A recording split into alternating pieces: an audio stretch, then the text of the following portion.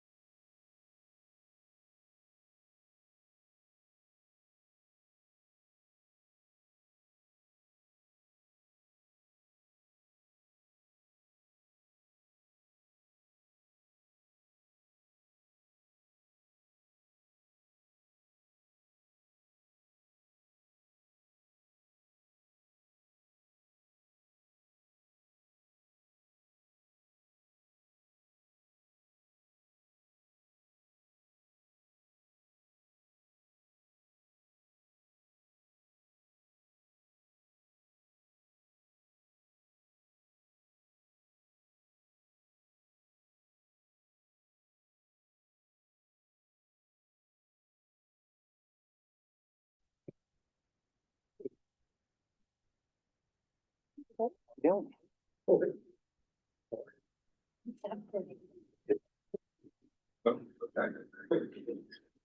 Okay, good evening, everyone. This is Landmarks Committee meeting of Manhattan Community Board 5. My name is Kevin Frizz and I'll be your chair for this evening. So if you're watching on your laptop, just mute it. We don't want the echo. Our vice chair is Karen Patel. We have 5 applications on the agenda tonight. The meeting will go as follows. Each applicant will give their full presentation uninterrupted. After each presentation, we'll take questions from the committee, and then we'll take public comments or questions if we have any, and then a committee discussion in business session. In committee discussion, we'll vote on a resolution on the application. And at the next full board meeting of CD5, the full board will vote on the resolution, and that vote will become the official position of CD5. For the applicants, you're welcome to attend the full board meeting, but it's not required. And at the very end of the meeting, we'll take new business. A reminder to the members of the committee, if during questions, please raise your hand, wait for until you're recognized by the chair to speak. During business session, please direct your comments to the chair and avoid crosstalk with other members of the committee if possible. So that's all the business items. So we have 5 items on the agenda tonight. We'll start with we'll go in the order that they're on the website, and we'll start with 1356 Broadway. This is an individual landmark, an application to legalize and replace an existing retractable awning at the Broadway entrance. If you're online, please feel free to unmute yourself and proceed with your presentation. Hello, everyone. This is Pierre from Ozark. Can you hear me? No, but I can't understand you. Could you speak slowly and clearly, please? Of course. Is this better? I'll let you know in a minute. Sounds good. Yeah. I will request to share my screen now. Please let me know if it's visible. Yep, we can see it. Awesome. As I mentioned before, my name is Pierre Tyrus. I am here representing the office for Ozark for the building located at 1356 Broadway for the legalization of the retractable existing awning on the Broadway entrance. As we can see here, we have the Sanborn map as well as the city tax photograph for the building. And then here we have the site map of the building. We can see that the building takes up the entire city block side to side from 6th Avenue to Broadway. In the site map, we can see its location within the city and its proximity to some other parks in the city. Here we can see a timeline of how the building has evolved through history. We start on 1922 or around that date with a view from 6th Avenue into the building where we actually had a sign band on top of the entrance. And then in 1940s, we can see the tax photo of the building where the opening had no signage on the entrance on Broadway. And then in 1980s, right previously to the designation of the building, we can actually see that the building had 2 signs applied to it, one on top of the building and one right above the entrance here. We'll be looking at that into more detail shortly. And then we can look on the last picture of the slide at the building as it stands today, with the current awning and some flags as well as a signage on the top. Here we'll look into a little bit more close-up details of all the previous images mentioned. So here we have the picture about the 1920s. Here we have the picture on the 1980s where we can see that there was an existing condition sign band over the entryway of the building on Broadway. And then we have here our current conditions as of today with the flags and the awnings. Here are some close-up pictures of what the retractable awning looks like, extended partially as well as fully retracted. And what we're looking to legalize today is the center awning. The side awnings on top of the windows were previously approved to be removed and will be removed during this application once we have the permit, but we'll cover more in details what we'll be doing shortly. Here's an elevation of the entire space where we can look at the area of work that will be taken on to this application. And how did we come to the conclusion of all of this is we looked at different options for awnings that were somewhat respectable to the building, and we looked at other different buildings that had the same sort of occupancy in the building. Ultimately, we came in with a retractable option because it is the most respectful to the building, and it's the one that sort of doesn't have a permanent obstruction into the building. And here are some examples of other buildings. As you can see, it is a historical landmark building that has a quite unique use, being an event hall. So to find commercial spaces or to find other buildings that kind of related to that use was sort of a very interesting exercise. So we kind of concentrated in hospitality buildings, and here we have the Hotel Martinique, just a few blocks away from the building, where the building also goes from side to side, and it has two facades. And one facade where it's a more commercial approach, we have awnings, just like we are proposing in our building. And then on the main entrance, we actually have a grand marquee that was built for the building. On the next example that we have, another building that gathers large amounts of people, has sort of a commercial approach to it as well, is going to be Grand Central Terminal. We can see that they all have retractable awnings in each one of their stores, as well as some of the entrance has some type of weather coverage. Most of the efforts that we want to be doing with this building is to give a better user experience to all the people coming to events for this building. Lastly, we have the Plaza Hotel, again, another hospitality hotel, where you can see that there's weather protection on the main entrance of the residence part, as well as the hotel part of the building, with a grand marquee. So it is not a unique identity to all these sort of buildings to have a sort of weather protection on their entrance. Here are some details of how the attachments are working currently for the retractable awning. Again, what we want to achieve with this retractable awning is, the building itself already has a entryway or lobby into it, but because we do manage large amounts of people here, we need to provide additional weather protection when it's raining, as well as for pedestrians or people that are queuing out in front of the building. And then lastly, we have some sections of the retractable awning showing how far it would extend from the building, as well as its depth and sort of the clearances that we have. Any questions, I'm happy to answer.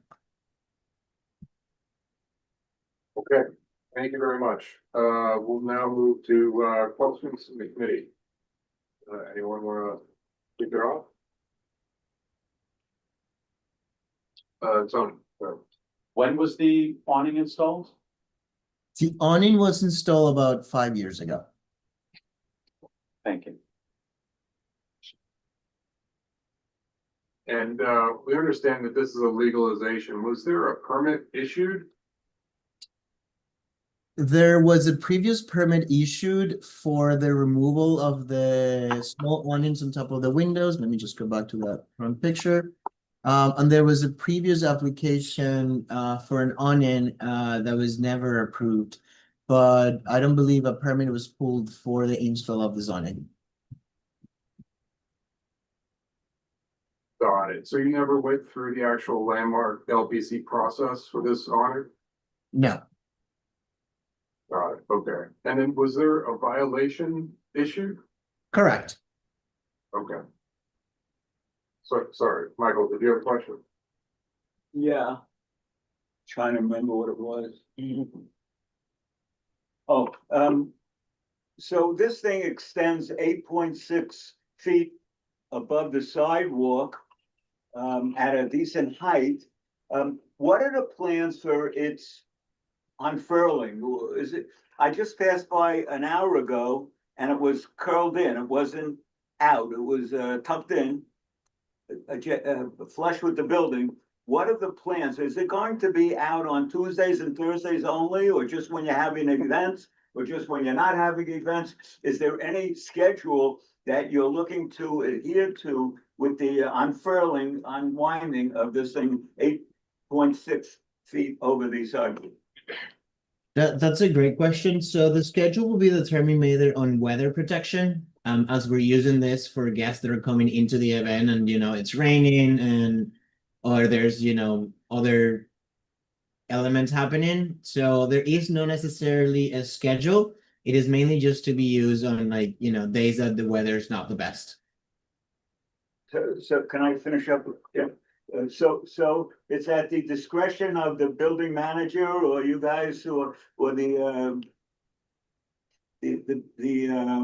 event space will determine when it's gonna be unfolded.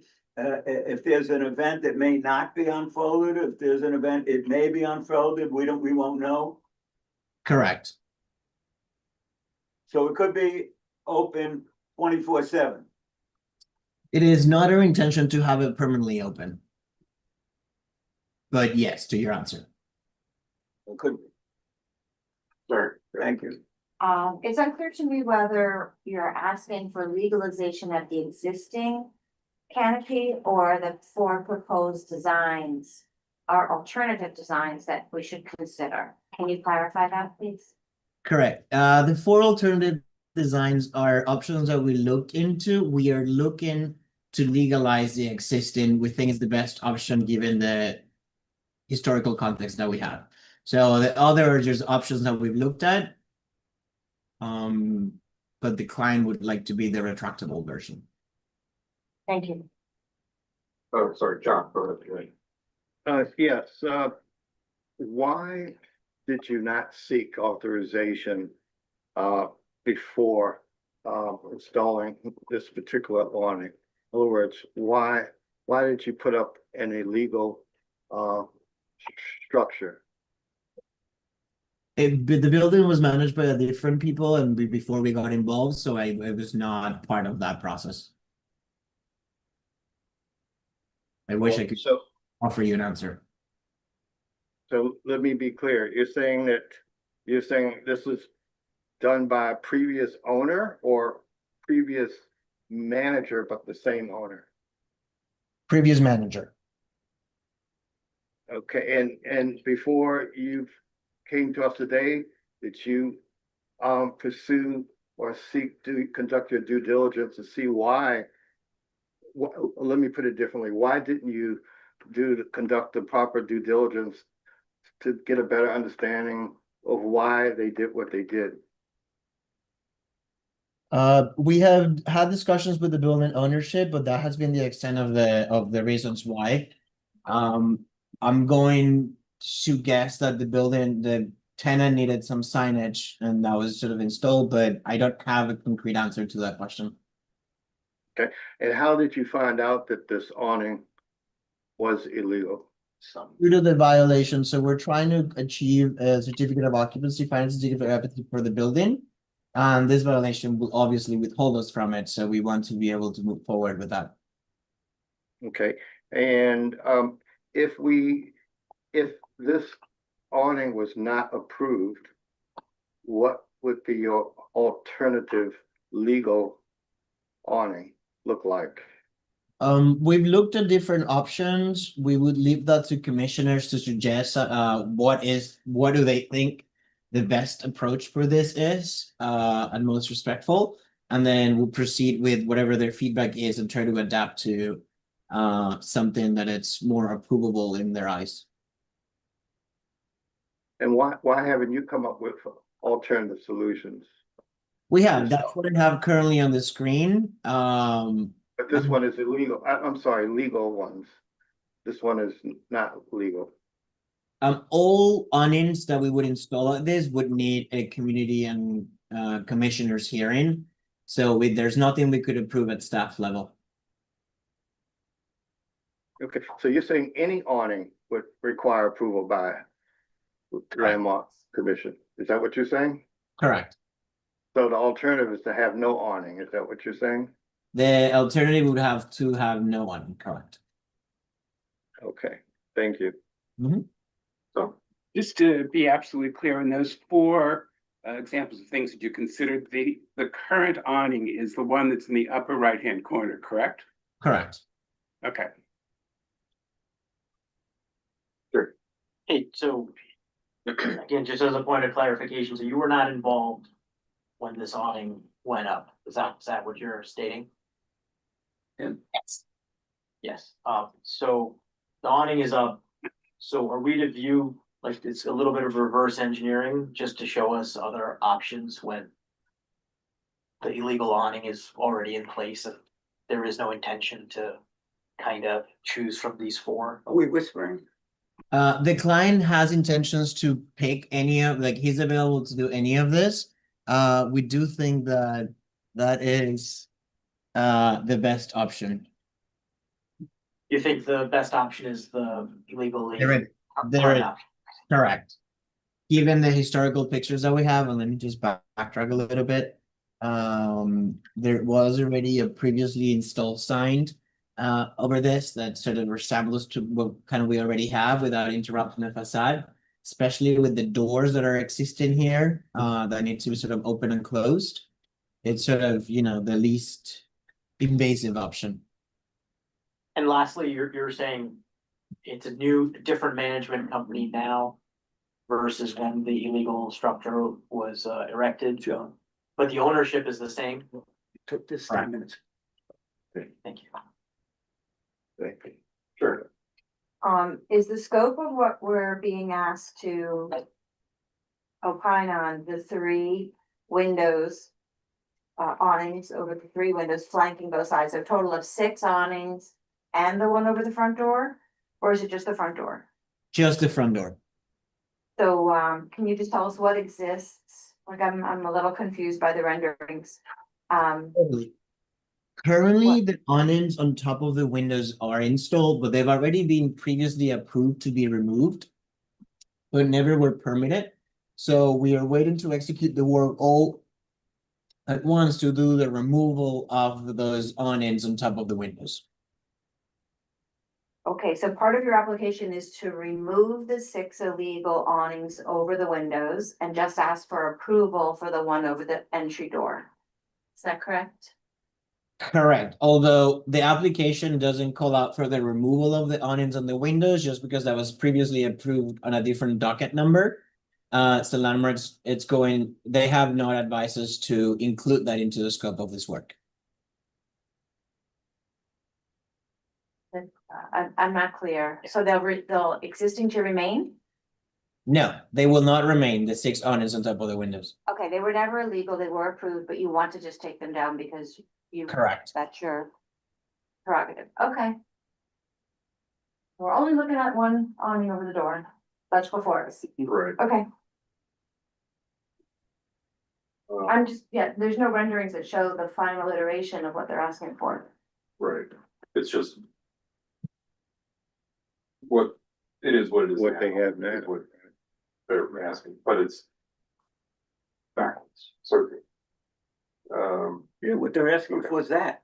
Yeah. That's what we're looking at. Right. I see, I have a question. this last page. Okay. Love. Yeah, so my question is, was this a reason, when the sign was installed, they chose to go with this type of, canopy, retractable versus a permanent one? You might not even know that question, just curious. Sorry, can you repeat that question? I said, the way the old sign that's there for 5 years, were people installing the sign, would they felt that this would be appropriate sign for this entrance at the time? I mean, I don't know the answer to that question.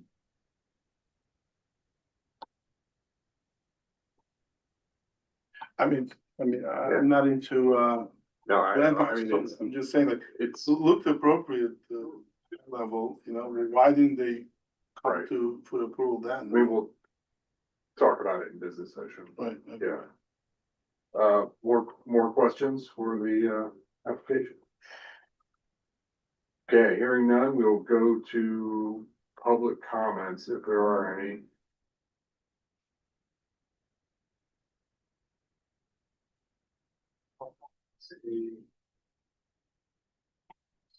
Don't see any, you see any? No. Okay.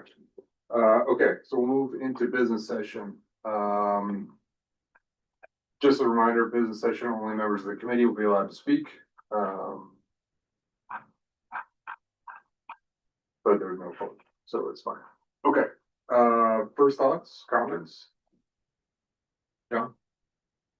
Yeah, it just seems to me there are two issues here we have to decide. First is this, well, not first, but one issue is this design appropriate for the building and structure? But before we get to that, it seems to me we have to address this issue of, how to address something that's illegal. And this comes up from time to time for us. So it seems to me the question in my mind is, was there either willful or negligent non-compliance? Yeah. Right? Mhm. I don't have to get to the willful stage. I can get to this negligence Right. stage and feel uncomfortable. So then that leads me to the question, did they conduct their proper due diligence?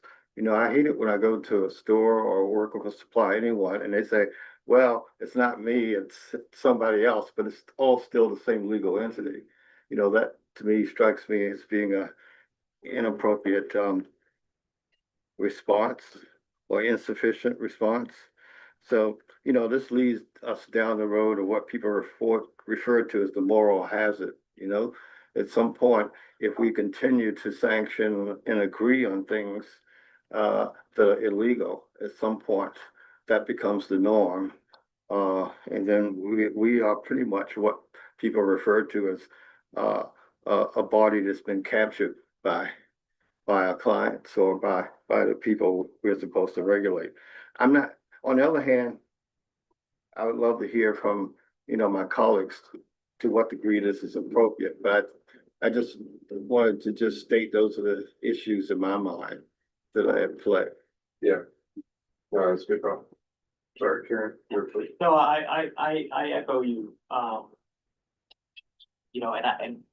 we all, I think, asked and inquired. Echo it a little louder. We all inquired, asked in a multitude of ways to the applicant, posed it to the applicant, and the applicant seems pretty mum. Or maybe they really don't know, or they're punting, it's hard to tell from our seats. So that's one, I share the discomfort. And I guess I'll think out loud in terms of what is the path forward. I do like the awning. Yeah, At the same time. So do we want to be punitive? Do we want to suggest there's other awnings? I'm sure you guys have opinions, you may have opinions. There's other awnings that could also work. What is the path forward? So I agree that we maybe shouldn't rubber stamp it, given the technicalities here. Because they're not just technicalities, it's important for applicants to understand this process has to be followed and so forth. I'm not sure what our path forward is though, in terms of how to approve that. So question, they were cited for violation, correct? Correct. If we approve this and landmarks approve, does that violation go away or do they still have to pay a fine? Do not. no, I don't believe a fine is involved. So I think it's just a certificate of occupancy issue for Department of Buildings. So it's just a matter of you gotta fix this and. Well, I think. So I'm trying to think, if that were the case, if there was a fine involved, even if we approve it, then there would be some repercussion to their not having, gone through proper channels. Somehow. Love. I'm curious to see, what was the story, right, from the ownership, that's number one. And number two, I wanna see, how, what type of operators they are, these owners, like, do they have other violations other than, is this something they do, regularly? Right. And get away with it in a way, right? Right. Sorry. So following up on that, I actually had their application in 2016 when they came to us before for different violations. For several things at that time, but there were violations included in that as well. So this is not the first time that, and I don't know the ownership transfer, if any, since then. But this building, this address has come to us for a remedy of going forward without going through the proper channels. So it's got a bit of a pattern here, which isn't ideal either.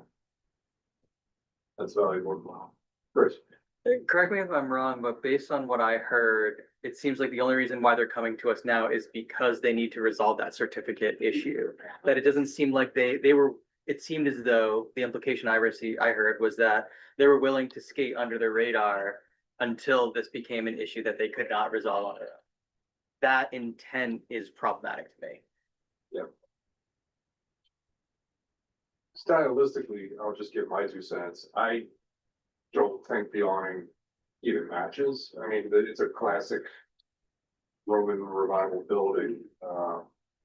You know, and you've got a bright red gold awning that's more, you know, I don't know what period you would call that, but it's clearly not befitting of a classic Roman structure. So that would be another way to say, you know, it sounds like I'm in the minority. It sounds like everyone else seems okay with the awning. Just by the way, the Roman Colosseum dating back a long time ago had an awning over it. Shows like it's more Now, I went over an hour ago and I took a look, I took a picture. It's Bupkis, it's tiny little nothing awning that hire company, a Chinese company who makes refrigerators. What do they know? They hired somebody and the guy they hired didn't know enough to check if it's okay to put a thing up. Now, if they're decreed, you're not getting it, you're a C of O unless you take it out, it's gonna mean Bupkis to them. It's tiny little nothing. It's not gonna make a deal. Somebody is gonna walk out like they do at the Cipriani with an umbrella and walk the person from the car to the thing for the 8 feet that they're not gonna get wet. So what we're doing here is minuscule. And if we say, okay, it's nothing, it's just, it takes up this much space and then it expands all the way out the 8 feet. It's a tiny little thing. So either way that we vote, and ours is just a suggestion to the landmarks committee, they do what they want. They'll say, well, the community board said 100% or 50-50 or 65-35 to do this or to do the other thing. They will make their own decisions. We can let them know what the community thinks. To me, it doesn't matter. So whatever the majority is, I'm gonna go with it because I don't care. That's how important this is. And we have 4 more other things to do. That's what I have to say. I think it would be interesting if there was not a violation for us to consider what we Would would do. vote. Just to gauge, you know, And I if think. we think it's appropriate or not, and then we can factor in the fact that they're in a violation. So I think there's a consensus here that I'm happy about that they do not go through the proper channels, but unlike the film on those windows, it's not as if, okay, you did something that clearly is wrong, we're gonna stop you. More than likely, all we're saying is you have to go back and go through the proper channels, and we're gonna come back and properly prove what you did. So it's a little problematic. So, you know, how to make sure that the process is being respected and still like understand that nothing's probably gonna change, just me just get going like this. It bothers me to hear what you were saying about the violations in the past. I think that is incredibly problematic. I agree, it doesn't really matter, and I'm thinking about who ultimately might suffer. Which is the community, whoever's going to that event, if we decide to say, no. I just want to throw that out there to just remember, like, who's going to suffer from this? I mean, they get a penalty if we're like, get rid of it, whatever. But ultimately, like, the people coming to the space. Yeah. So, I mean, it's great, but still, you know what I mean? It's odd that they went through the process before moving. Raise your hand, it'll make the conversation better. Um, Sorry, go ahead. It's a little bizarre that they go through the process for moving those window awnings and not at the same time go, oh, by the way, you know, we have this Right, totally, remove our own, John. Yeah, yeah, both sides I get it. In terms of, like, to address the issue of suffering, right? You could argue, yes, if we do not approve this, the people going to certain events at this building will suffer. But on the other hand, if we sanction this kind of behavior, the entire historical district and landmarks that we're responsible for, that there's a suffering of that too. So again, we have to balance those two, but I agree with you. I mean,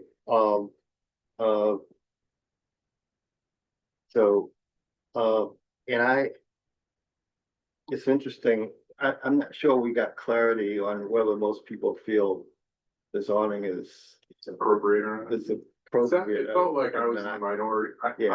I mean, I I may don't go think with you with it. stylistically it Yeah, matches at all. yeah, I mean, if you look at the old renderings. Yeah. Old pictures of the building from Yeah. the time when the designation report happened. I mean, it's a classic Roman. Yeah. Architectural style. Nothing about this awning that was present at the time or even fit, and I get that they just thought that this would be a fancier way to advertise that they're holding events in this Falcon Hall area of the Right. building. And it doesn't look terrible, it's small. Right. But I Yeah. feel like we should hold it to a higher standard than normally would, so. That's where I'm coming out, but I'm trying to build like. Right. Yeah, I think I'm with you, but also the process issue Right, concerns me, especially given what Tony says. right, I mean, that's sort of the thing that sort of has tipped it for me, because I was struggling, was this a good, are they operating in good faith? Or are they not? I don't know the answer to that, but it sounds to me, at the very minimum, they're not conducting, they don't have a process in place to ensure that they're not engaging in negligent behavior. So, well, how about this, we could deny the application. And, with all these things saying, they had this violation, they've had past violations passed. And we recommend some signage that is more befitting of the style of, this Romanesque landmark that they have, rather than just kind of trying to squeeze an awning into the little doorway space that this is a little bit. I think we should highlight the illegal aspects, especially, not to put all this on Tony, but in light of what he said too, that concerns me. This is an ongoing process. This is not just a one-off first time. Yeah. Okay, we should probably wrap it up. Yeah. Final thoughts, comments? I would second, if that was a motion, I would second. Okay. Okay, so the motion is going to be to deny for two reasons. One, just, bad faith process, moral hazard, et cetera. And then also just recommending to LPC that they ask for a design more befitting of just the Romanesque architecture that they have in this building. I mean, it's a terrific building, it's a landmark it's an individual landmark, it's not part of the district. Right. I think they can find something that better fits the aesthetic. And they can come back. Right. And also keep in mind, if you vote the way Kevin's suggesting, you're not gonna put them out of business and you're not gonna create a huge, trial for them to fall into and die. It's just gonna be a minor nothing. So, and they'll be able to get their C of O. I may be able to be convinced if the majority is leaning towards you, Kevin, but I also want to mention that the counterpoint is that they're coming with something very discreet, retractable, and temporary. And in a lot of the precedents, and in other applications, we see permanent marquees and awnings that are made of metal and glass. They have lighting and heating and all kinds of signage on them, and that this is very discreet. So I felt like if they weren't in violation, I would be in favor, if they were following the legal channels, I'd be in favor. I think it's very discreet. And I think it would be a shame to see something metal and glass on this building, so for those reasons, Something what I'm good. metal and glass, like a But permanent no marquee, But they which were, we see. but they were quite asking often. approval from Yeah, us for they- that. Right, They just can't go ahead They'd have and to do get that. approval for that. right. So- We They have to encourage get you. approval for anything, I'm Yeah, just yeah. pointing out that this is a more, discreet, solution. It's than- subtle, it is. It's subtle, it's removable, it's, it can go away when Gotham goes away. And it's not a permanent, it's easily But removable. Yeah, I agree. I mean, signage wise, it's temporary looking, right? So, and yeah, maybe they could change the way it looks. So, but we're not gonna encourage them to put a marquee there, right? They're going through that process of, which would look nicer, I would think, but it will be more permanent and more expensive. Right. I mean, here, I think, we're trying to solve for, Well, another option would be that we just issue a very strongly worded resolution where we say, we approve the design, but we recommend LPC take the examination to the fullest extent that they can, given the, That they the cheated. the legalization, right? they cheating, didn't who do it knows right what the first time. circumstances were. They've been a bad actor in the past for other things. And so we're okay with this, but we recommend that LPC give them the full. That would be the way to get around it, would just be a very strongly worded resolution. I agree with that. Chris? I'm just looking back at the presentation, I'm looking at slide 8. That is the existing entrance, and something that to me felt a little buried, not questioning any intent, but start to see in the existing entrance and the third image with Gotham Hall, you kind of start to, I'm seeing now what you were bringing up, Kevin, about how you can see that it doesn't really look appropriate, especially when you look at it in terms of the doorway, and the gilding and all of the intricate work that's happening there. And so I'm leaning toward what you were saying originally, which is just that it's not really appropriate. And yes, it is discreet. I agree with that, but it's also something where it should be appropriate to the building itself. And I think it could be done better. Right. It's also 5 years old, right? So how about we take it to a vote? So, we're not gonna all Yeah, agree on it. now we have to move on. And it's okay for the LPC to see that the community was divided on it. They didn't, they had no strong opinion either way. So I'm ready to vote, I don't know how. You wanna make a motion for one? Yes, I'd like to make a motion that somebody make a motion to vote. Well, what are we voting on? You wanna vote that? All right, all We're right, gonna I'll do it, approve it, I'll do it. but we're gonna strongly worded resolution. I'd move that. You'll move for that? I'd move for that. Okay, so we have a second What for was it? that. I didn't, We're gonna approve it, but the very strongly worded resolution where we'll bring up the fact that there was bad faith, they've been violations in the past and so on and so forth. but we're gonna approve it. We'll That's the given that it's a. That's the motion. solid That line that and doesn't sound, That doesn't sound like the sounds motion, like we're saying yes, but no. right? Saying. It sounds like So we're saying I'm approve. gonna vote against that. You're gonna vote against Yeah, I'm that. gonna vote against that. Okay. You're calling on me. I agree with Karen, and that's why I actually said I liked it early, because it was street, it goes away, all that stuff, but I think a lot of what I'm gathering in the room, including from your lead, like, if we wanna send our message, make our statement, then we should deny it. Mhm. Okay. And then Agreed. LPC can make their own decision. If They it comes will. back, if Karen's concern is a valid one, it'll come back to us. We'll have a say in that. Say it again. Yeah. It's not like they're gonna build an Okay. outdraw. So- I'm okay so- voting either way. Okay, so Karen's making a motion to outright deny. Do we have a second on that? Yes, Second. Okay, so we'll do a vote on that and we'll just see. how and it then you can goes. write it up with comments Right. at the end. Right. So this is a vote to deny, right? This is a vote to Okay. deny outright. Yep. And Okay. in addition to strong, deny based on the style, and then also we'll mention Mhm. all the other Okay, you got factors. it. So, Then gonna take a call, Yeah. take a roll. So a yes is to deny. correct, yes, is to them. Chris Ahern? Mhm. Yes. Yes. Okay, Chris Bell, Yes. Kevin, Yes. okay, John, Yes. right, Tom, Yes. Mike, Yes.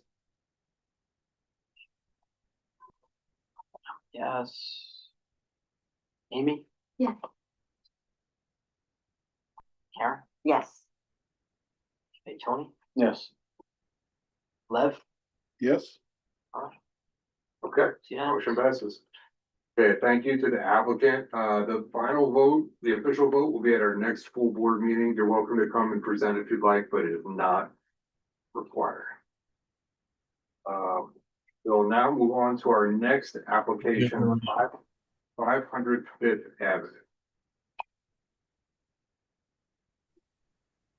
Hello, my name is Elizabeth Dell. I am presenting for the application at 500 Fifth Avenue to accentuate one of the decorative elements on the south facade by proposing a gilded finish. I will share my presentation. Can you see my screen? yes, Yes. Thank you. So 500 Fifth Avenue is an individual landmarked building on the corner of 42nd Street and Fifth Avenue across from the library. So right now, if we look at this image, this is the proposed main entrance of the space. You can see that they have certain decorative elements carved into the limestone, which have been enhanced by a gilded finish. This is part of the original historic fabric of the building. On the south side, where there used to be a secondary entrance, when it used to be a two-story retail bank space, there are two decorative elements that are eagles carved into the limestone, along with the carving of the property address, 500 Fifth Avenue.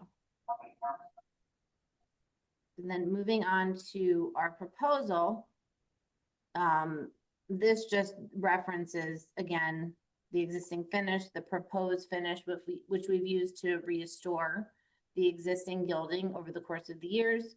This is the historic rendering from when the building, close to when the building was first built. You can see that it has the gold trims all along the facade. And then looking at our proposal in more detail, these are the existing elements, the decorative elements that we're talking about, and this is our proposed finish of the gilding. It's a little bit subtle, but we just feel like it would highlight, you know, some of the decorative fabric and the historic fabric of the building.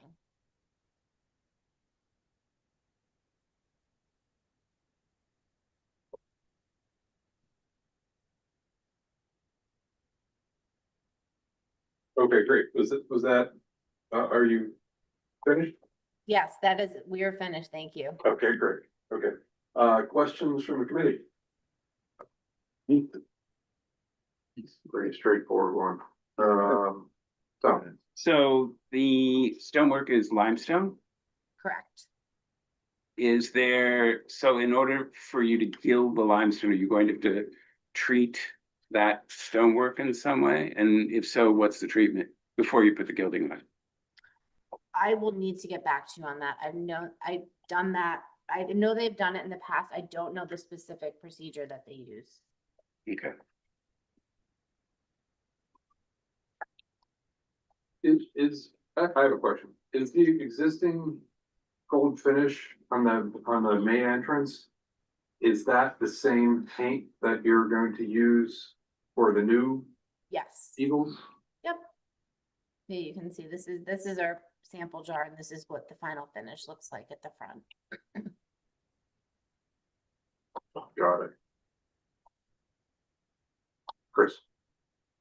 Will the same process be used as what you did in the front?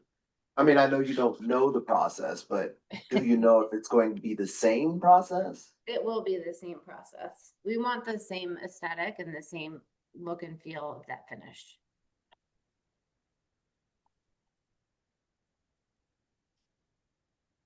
Michael? Were those eagles ever in the past gilded, or they always been limestone colored? Do you know, we haven't found any definitive evidence that they were limestone covered. However, in the designation report, I know it does refer to some gilded finishes. We haven't been able to find any evidence that whether or not those particular eagles were gilded. Do you have a 1940s photo that they circulated in 1940? Is that one of your presentation slides here? I don't have, we just have the historic rendering. I can pull the 1940s photo. Probably black and white too. I was just gonna say, I'm not sure if we can see if it was colored or not, honestly. God.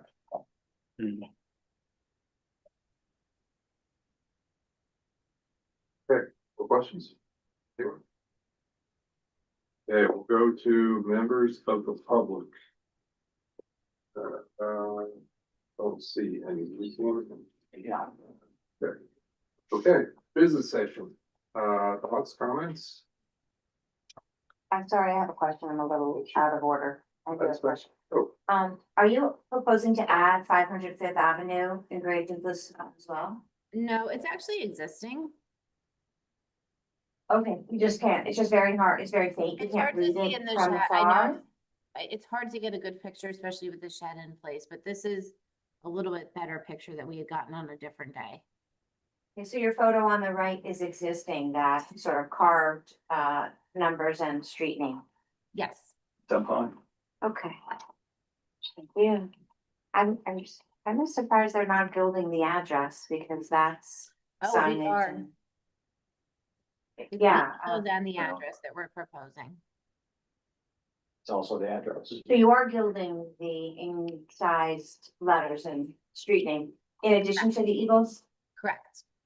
Okay, that makes more sense. Yeah. It's a pretty detail. I do say so myself. It is a little hard to read that on your presentation. Okay, just so everyone's clear, it's for the Eagles and the name of the street. Fine. Yeah. I was wondering why they would just paint the Eagles. No. Okay. It was beautiful, but okay. Okay. No, good questions, all good questions. Okay, thoughts, comments? And that makes just to follow up on my question. Yeah, Or another, it's yeah. logical because it's very, very hard to read now. It's not uncommon for Yeah. incising to have some embellishment. I mean, the Eagles, I don't have a strong feeling either way. I'm sure they'll just be a little bit more attention grabbing and enhance. I mean, the building does not have a lot of decoration. The little decoration that it has to, embellish it, I don't really have a Yeah. reason why. I mean, also, somebody wanted in the future, paint can be removed, it can be, so I don't object to it. I think it's fine. Sure. Yeah, I concur. There's a clear rationale, to add this flourish. It makes the address It's hard to easier. argue, it's not appropriate. So it's very straightforward. Precedent, Mhm. yeah, okay. So I would even go as far as furnish a motion to approve. Okay, second, Before we, oh, yeah, just as a general, this is a very important building in New York. At one time when it was built, it was one of the 5 tallest buildings in all of New York City. And at one time, if you wanted to take a railroad or a steamship, you thought you would go all the way downtown, but this was a center for transportation. The building was called the Transportation Center for all of the companies that dealt in transportation that were in the building. And it used to house a famous tobacco store in the, what was the name of that tobacco store that was downstairs that later moved to 42nd? Natural. Was, That Sherman. Yeah. and now they're out of business. They're selling marijuana in that place. But as far as the you're okay? no-brainer. It's not a big deal. Mike, you're an encyclopedia. Yeah, it's impressive. So Karen has a motion, was there a second? Second. What was the motion? Okay, to approve. Just kidding, just kidding. All right, So forth. Chris? Yeah. Okay, Chris? Yeah, yes. Okay. We got two, Chris? Yes. Lower the board. Kevin, Yes. John, Yes. Tom, Yes. Mike? Yeah. Yes. Amy, Yes. Karen? Yes. Tony Yes. and Lev? Yes. Thank you. Terrific. Unanimous, motion passes. Thank you very much. Thank you so much. Thank you. I really appreciate it. Have a good evening. You too. You too. Bye. Okay, moving right along. Number 3, 15 East 22nd Street. This is an application to install 6 new exterior wall mounted light fixtures on the East 27th Street facade. Hi, all. I'm Kimberly Koga, Principal at Ivories and Architects, and I'll be representing ownership for 15 East 26th. And I will share my screen.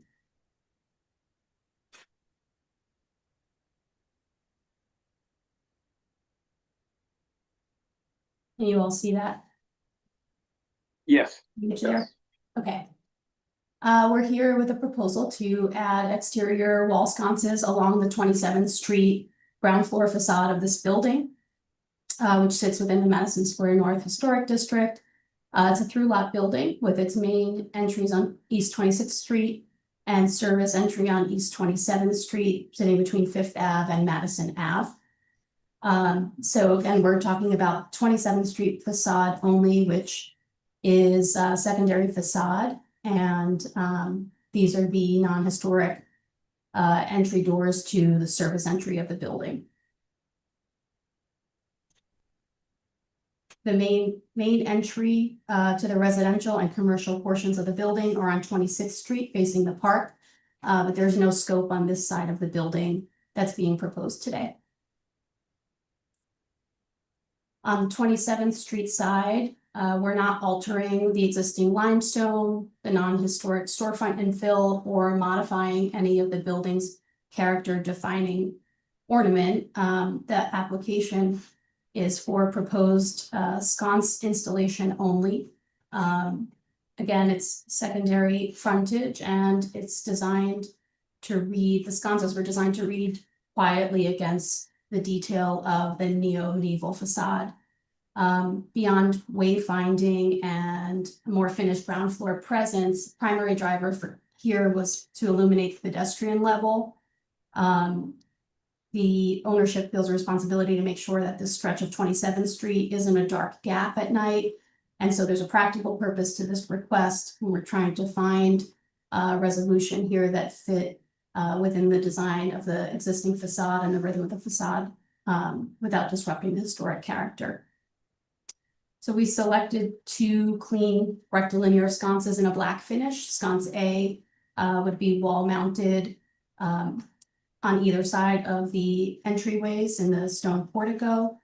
Within this detail here that's already existing, which we'll show you a more detailed photo of shortly. And then sconce B is a longer linear sconce that would be sitting here in the pilasters in between the 2 entryways.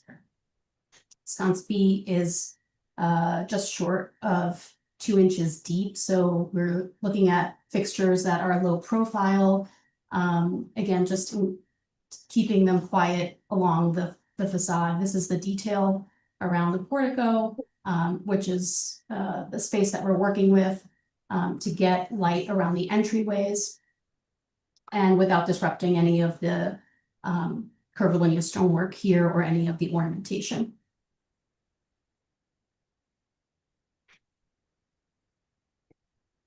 I'm going to go to some contextual photos here for reference. The neighbors, this is east on the east side of the block here, 60 Madison Ave, also has contemporary sconces that are pretty restrained over the storefront. And then across the street at 17 East 27th, they also have some contemporary sconces flanking the entryway to workshop.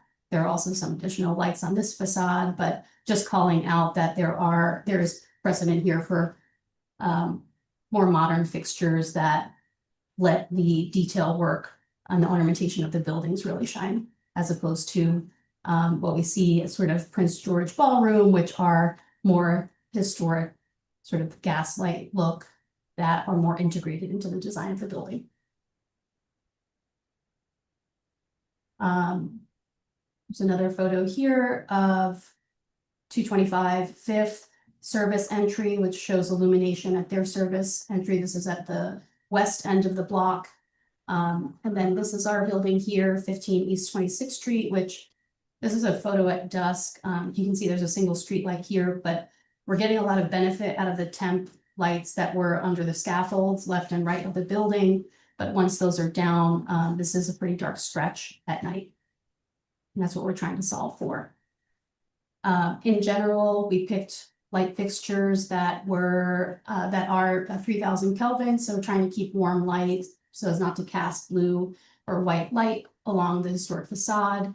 Lights that also have minimal light shining upward towards the sky. The adjacent buildings on this street are all they're all commercial level. In fact, the first residential floor in this building is at the 9th floor. So there are no residential units nearby that would be affected by the light. And we detailed the installation of these light fixtures so that all of the power for it would run the interior cavity of the wall assembly.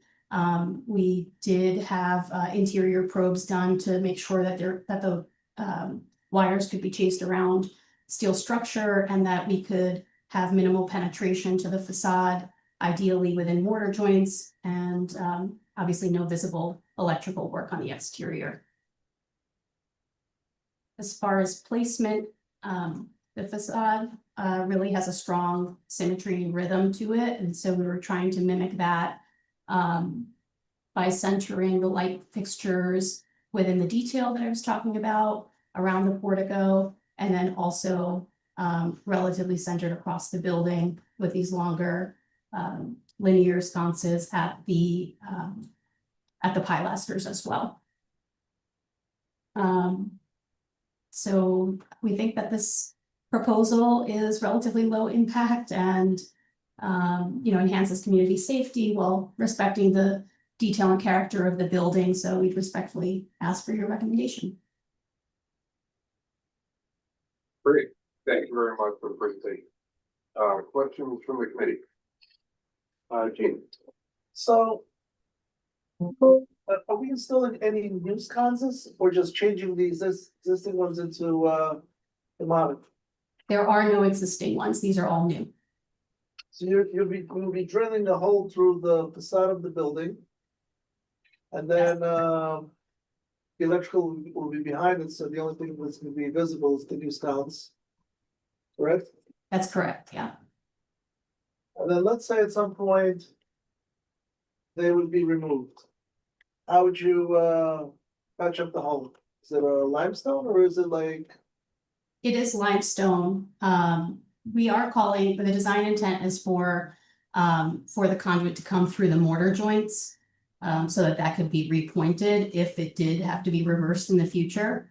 But there are certainly parts of the limestone facade that have been patched due to wear over time. So should that be necessary, it is possible to patch. Okay. Do these sconces match the sconces that are in the front of the building? We took our design cues from the sconce at the front of the building, but frankly, the sconces at the front of the building are quite large, and we felt that was inappropriate in terms of scale to the secondary facade. So we definitely took the look and feel of these, and you can see they're black aluminum, they're rectilinear, but they are quite large, and so we scaled back because this is a secondary facade, and that didn't feel appropriate. Question. But What's the height at the bottom of the stone would be typical? We have on their exterior elevation, here. So this, the sconce that's on either side of the entry doors is 14 inches tall. And the sconce on the pilaster is 25 inches tall. And then we have them centered at roughly 11 feet and 10 feet above grade respectively. And brightness, it says 850 lumens, is that is not too bright? 850 lumens are the fixtures on either end, the sconce A, these ones on either end of the entry. And the linear ones are 1060 lumens.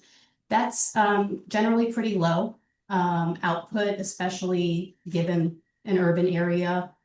Definitely won't come close to the sort of street light. It won't exceed that brightness at all. And given 84 linear feet of frontage, it seems reasonable to us. Okay. Will they be dimmable? There is a dimmable feature to the fixture itself that is possible, but generally we set exterior lights to be on time clock and set them once, and they don't get, there's no variability over time. It's just working with natural sunlight. If you set the dimness at a certain level, and the timer kicks in and just turns it on to the dimness that you have to dim it at. I'm sorry? If you set the dimmer at 80%, the timer, which kicks in the electricity to the fixture, that's what gives it the power. So if you're able to dim them, the timer doesn't have anything to do with them being dimmable. Meaning if they're too bright for whatever reason. You Yeah, dim them down, They then do can have still that work at the same time. functionality. Right. They do have dimming functionality, but we aren't suggesting it to be controlled that way. Well, the LEDs are dimmable because some of them are not. Yes, they are dimmable. Okay. Question. Sure. I'm curious if you considered, you included quite a few neighborhood context photos. I'm guessing these are selected for the lights on their ground floor storefront area. But I'm wondering if you considered any historic light fixtures or something maybe more in context with the age of the building. These seem very, while they're minimal and small, they seem not necessarily in keeping with the style or contributing to the building. Just wondering if you considered something other than this. We and did. What these precedent photos represent. Yeah, the contextual photos really represent buildings directly adjacent to this one on the block. Just to give kind of context to what's happening in the immediate vicinity. And you can see that those are largely modern sconces, for better or worse. We did look at potentially doing some more historic aesthetic fixtures. But I think one thing that we try to steer away from is, this idea of like faux historic or creating a precedent that isn't real. These light fixtures were not here previously, and this is a loft style building, so I don't think they would have had those historic fixtures. So we just leaned into more minimal. Thank you. Sure. Were there any external pressures or pressures to put this lighting in, whether from the community or police? You mentioned safety, any legal issues that resulted in this, or did you just on your own say we need additional lighting for what I understand you to say safety reasons? Yeah, I don't have any specific issues to cite or any legalities. But the owners or the members of the board of the building have mentioned in conversation about, about the reasons why they want these sconces here. They have mentioned to me specific instances that have happened recently, where they're concerned about safety, and particularly concerned about areas of darkness on this block, as the sun goes down. Is that, just to be clear in my mind, is that the primary reason, the sole reason? If not the sole reason, what are the reasons in their entirety for doing this? Primary reason for doing this is to illuminate the sidewalk, illuminate the entryways, and then illuminate the frontage in between them. That is the primary reason. I mean, I guess the question is, why illuminate? And what's the driving force behind that? My understanding from the building owners is that their primary concern is safety and wayfinding. Okay, well, both. Okay, Yeah. got it. The sconces on the front of the building, how old are they? Are they new? Are they replacements of old ones? On the 26th Street side, Correct. I'm not familiar with that. I wasn't the design applicant on that project, but I have been working in various parts of this building for over a decade, and they've been there since then. So I believe they were part of the initial conversion, which would have been probably back in 2009. Sure, yeah. They redid that front entrance, I think it's 2012 or 13, Okay. when they did the big canopy and all those, and the new light fixtures up there. I remember that was a big thing. Were you on the committee at the time? I was not, but I lived right there, so I remember, I remember them doing it all. I would be very impressed. Okay. It is, I noticed at the bottom of every slide, it says MSNL. Does that stand for something? Oh, that's our project abbreviation for this project. That's Madison Square North lighting. Ah, got it, okay. Okay, great. Last questions? Okay, move to members of the public, if there are any. See anyone? Seeing none, we'll go to business session. First thoughts, Karen? As someone who lives on the street, not the exact block, but on the street, I can agree and or just validate, if you will, that the area does get dark. So for no other reason, I applaud them wanting to put lights in. I actually think the minimal nature of this works well in the sense that it allows the historic elements of the backside of this building to still remain in focus. The lights aren't vying for attention. I appreciate the tear sheets being included. I personally think the 3000 Kelvin and the lumens output at 800 and maybe 1100 or so for open air block, I don't think is a concern at all. So I think it's just right personally. I totally agree with Karen. The need for lighting on some of these side blocks is desperately needed. They are very dark at night. This particular block, it's the butts of a lot of the big buildings on that front the park. So needing light is one thing. These particular designs, I personally feel they're incredibly modern. Some of the reference photos that they're using, actually right across the street, I think some of them on these buildings were just here maybe before the district was created.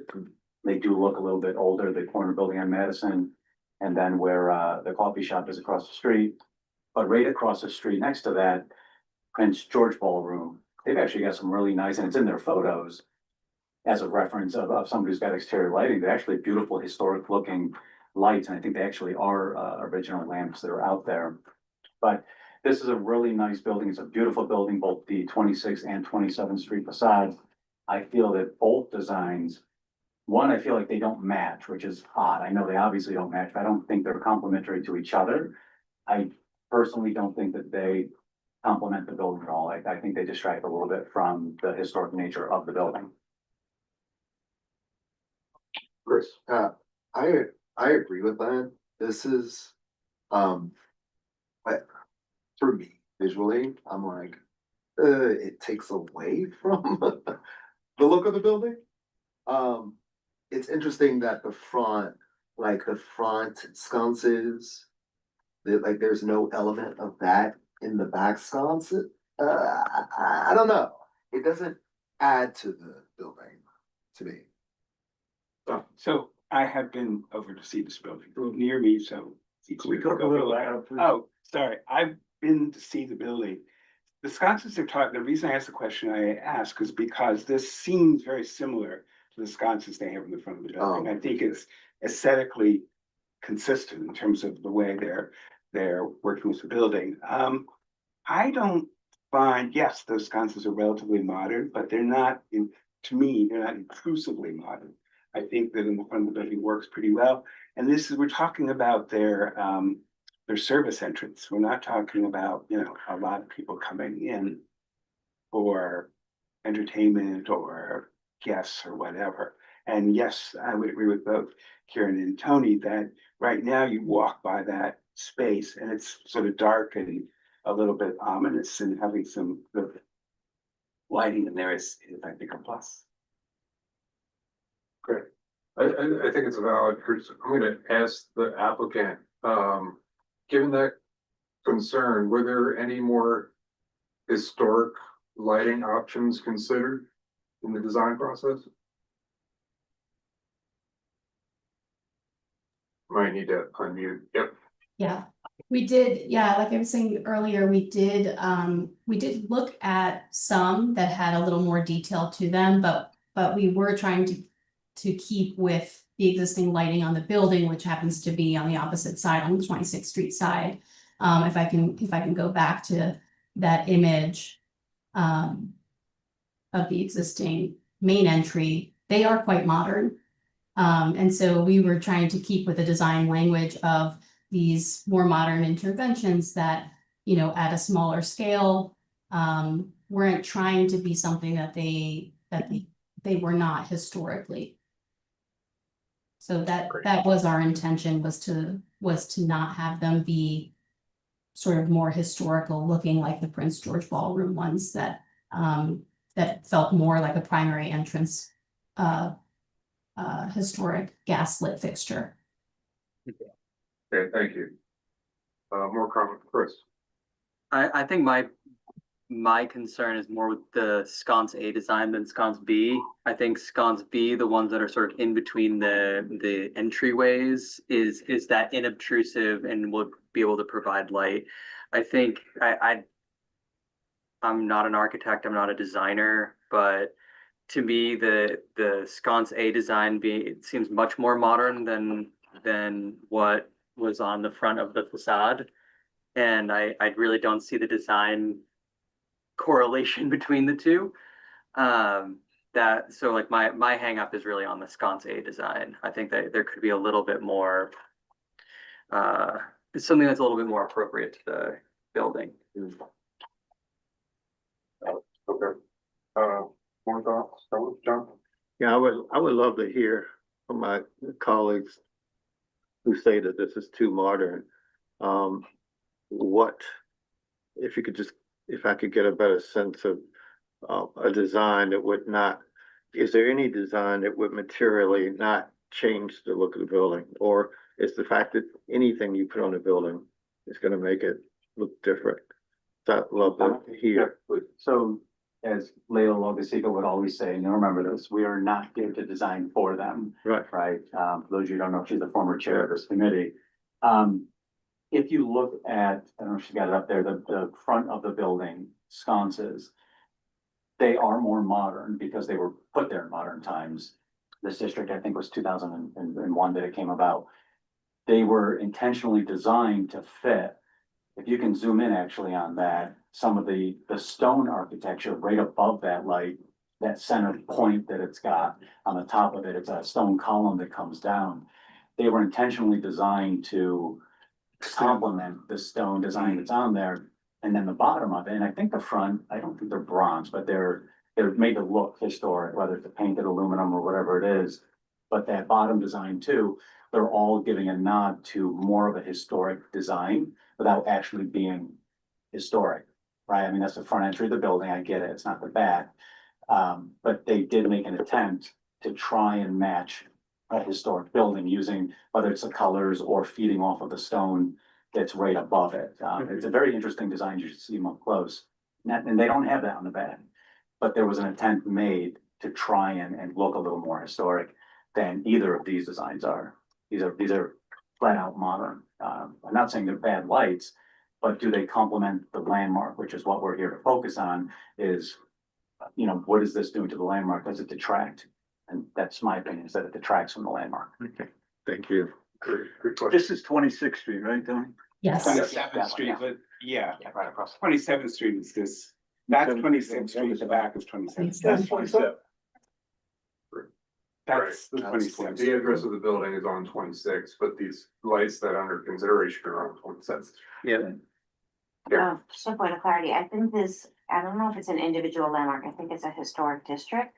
Yes. With the distinction being that it's the character of the neighborhood and many little things that add up to equal a larger sum of parts, which is why we, call out distinct character of a neighborhood. So these little things are important, whether the lampposts or the signs or like individual landmarks. I mean, they're all historic, but slightly different.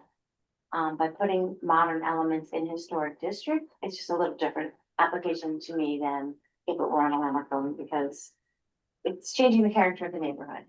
Let me just. It's minor, right? Because you would have to do it many times to actually move the needle, but when lots of things do then do it, not whether they're contextual. planters or awnings or canopies or storefronts, you're degrading the character of a historic neighborhood. So Curates, yeah. to clarify. The building is a landmarked building and. No, I don't think it is. No. Okay, so then we That's landmark. really are talking about the district, that's what you're saying. Right. The areas. Yeah, But- you can show page Okay. one, But- the yellow is but- the historic district and the pink are the individual landmarks. But we treat, But- we but- treat them all as individual Right. landmarks within the Right. district. It was not landmarked as an individual, but it is a landmark building because it's in a landmark district. The distinction is when it was designated as a landmark. What is it that you're holding this as a body of work should, and so when that designation report is written for individual landmark. It will say, you're designating this as a landmark because of X, Y, Z. We think that these features are landmark worthy and need to be preserved. For a district, there's no individual designation report for an individual building. You'll pull up this address and the designation report for the district will come up. So that what we're trying to preserve is exactly what Carrie said, where we're trying to preserve this sense of place of this neighborhood and, what makes it historic. And that's what we're trying to do. So then it would be correct to say that the lights on the back of this building should fit within the area surrounding it, so the building's across the street. We're trying, exactly, to fit the sense of the district rather than the building. Okay, so The words are contextual and appropriate, right? I'm sorry, The words are contextual and appropriate. contextual and appropriate. Thank you, Council. Right, okay. Sure. So I completely agree with that, but I guess what do we make of getting to the corner of that? At 27th Street, there's a museum there, there's commercial space there. We're whispering again. When you get to just go half a block west to Fifth Avenue, at that corner, there's a museum there. There's commercial spaces, or if you go to the east, Tony mentioned the coffee shop. I mean, you look at the signage, you look at, it's quite a departure in my view of this building. So I'm just trying to put into perspective of like, these lights are pretty minuscule. And could they have a more historical flourish? Yeah, possibly. But are we getting to the point of the application as such? And I want to add the context of there's many other buildings and facades in this historic district that one would say it may be out of character if we're gonna go down that road. So since what was driving this is a concern about safety and public lighting space. If, what's driving this is concern about safety and public lighting in this space. Those people feel really strongly that this is inappropriate and they need to have something more historical. Could you give me some thoughts on what might hit your historical standards and still provide enough lighting there to accomplish the goals of a safer space? Yeah. Is that Well, sort of where I'm so Tony's earlier point, it's not our job to Yeah. design it for them, but it is. I mean, there's no question that these lights would be considered more modern and not kind of in line with the era. I think we're all kind of, I'm getting a sense for the room. One way we could approach this would just be to do deny unless, where we say, it's kind of a balance where we recognize that they have good intentions and we all agree we want lighting on this street. We think that that's a good thing for the community and for the area in general. So deny unless would basically say we would deny the application unless during the LPC process, they're willing to consider different sconces that are more befitting, like Bitcoin. We've all been to a design store, Home Depot, there's hundreds of sconces that they can choose from. That would be one. I'm just throwing it out there. I think that's a good one. Getting a sense of the table. One option we could approve. And I agree with Chris, maybe Scones would need attention, not so much, scones bees. Right. So. And That would be another. it's very easy to pivot the design, it's not a crucial. So Yeah. I said we approve it, with them modify the look, and it'll be a LPC's discretion, Right. Jane? Well, that's the reason why I asked the question of them drilling through the building. I wanna, acknowledge Tony's Pittsburgh for saying, we're all sitting here thinking and not saying that, it doesn't really match, they are not. So, they're both the same, at the same time, it's such a low density alteration. We have to really, today, we have to figure out what's more important, is it the lighting and the safety, or is it lighting having such a small things? Talking about a building that's probably 60,000 square feet. Talking about condos. Said 60 condos, I'm more inclined to give a thumbs up. And I don't think that this building has been around here for more than 100 years. I don't think these houses are gonna be more than 100 years. I think the building will be, and at that point, somebody else will come in and say, okay, you know what? We want something that's more appropriate towards 1920 or whatever this building was built. When was the building built? It might be, John. Yeah, and just give an alternative to that. If you said deny unless, you're still giving them the option. So you're not saying no lighting, you're just saying deny unless you make it more historical. And I know our previous chair said we're not in the design business, but you could say, you could reference the front of the building. It's more in keeping with that. Yeah. Okay. So Anyone feel strongly need to say something new-ish? Otherwise, I'm gonna. Yeah. Something newish to say. The museum on the corner on 27th Street that they refer to, you all know that museum, Tony and I know that museum very well. That's the Museum of Sex, if you haven't been there. The Museum of Math, MoMath, they put down on 6th Avenue. Also, the building on 26th Street, just to the east of this building, the brick building, the short brick building that only goes up 5 stories, is occupied by Chelsea Clinton and her family on the 3rd floor. On the top 4th floor, that floor is owned by Jennifer Lopez, who bought it when she was dating that Yankee slugger, H-O-A-Y, just put some color. to the neighborhood. Okay. Just need a local color. I worked in Then Jennifer every day. Lopez's apartment for years. In that apartment? Yeah, You know, that was my home. did she live there? Did she ever move in? She never moved in, right? Okay, I'm gonna look for a motion for deny unless. I make a motion to deny unless it's. First, second, okay, we'll take a vote on the deny unless they consider more historically appropriate stuff. Just like that, one sentence, boom, bingo. Love it. Just so it's clear to you what we're voting on. So deny unless they consider. So they have to go through the process, but they can still come back and say, we've looked Yeah, the alternatives and this is the best alternative.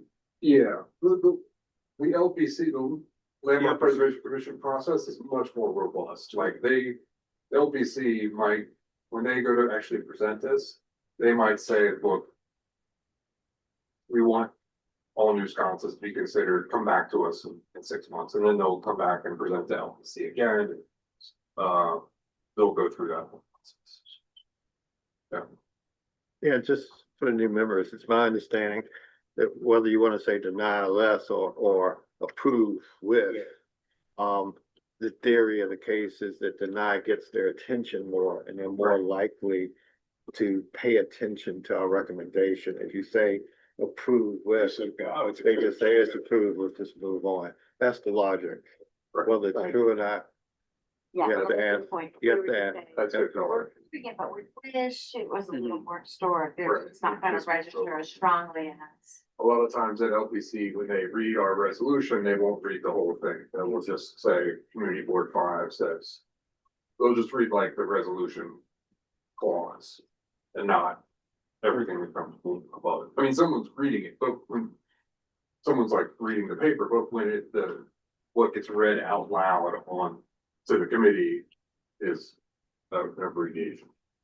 Sure. So I echo that, and I think that's why we denied the Gotham Hall application, despite whatever they had come up with illegally was a simple, maybe cleaner solution, even though it didn't fit the historical context. But here, I just wanna reiterate, so if we can say the denial was totally fine. But if we do so, like, this building, this applicant doesn't need to put these lights. They've stated their rationale for putting the lights is to improve public safety on the loading dock side effectively. It's not the grand entrance side, so we can make our case and be strong or however you wanna phrase it.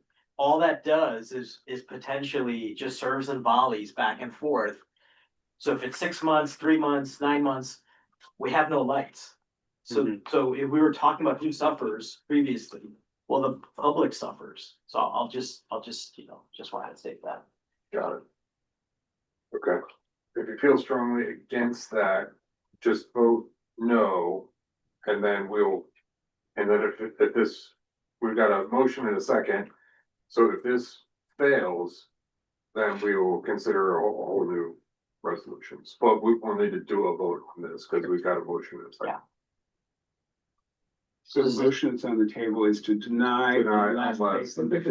Unless they consider more traditional sconce options, and so yes is in favor of that. Just one more question. Yeah. Unless they consider more historical, that part, does that? Does that matter? I mean, I hear what we're saying about deny unless they consider, that makes sense to me. Do we need to be clear on what we're talking about they consider? Because if that is the case, then I do have to say that the front entrance, we are saying that they are modern, but that they complement what is there already within the building itself, which is what I think is the issue for me personally, is that they are modern, but do not complement the facade of the building. And I don't know if that's important for us to say. Yeah, If it's different in the sense that this is a application for the district. So it goes back to the sense of what are we preserving? Are we preserving some aspect of the building that is historic? No, not in this sense. In this sense, we're preserving the aspect of the district that is historic. And it goes back to Karen's comment that she put very well, where your accumulation of little things eventually kind of destroys the, you know, what Lambert calls a sense of place. And that's what we're trying to preserve. Okay, we're gonna vote. And if it doesn't make it, then we'll continue this discussion. Chris, Yes. Chris, Yes is to deny, yes. Yes is to deny less, yeah. Gene, Yes. Kevin, Yes. John, Yes. Tom, No. Mike, Yes.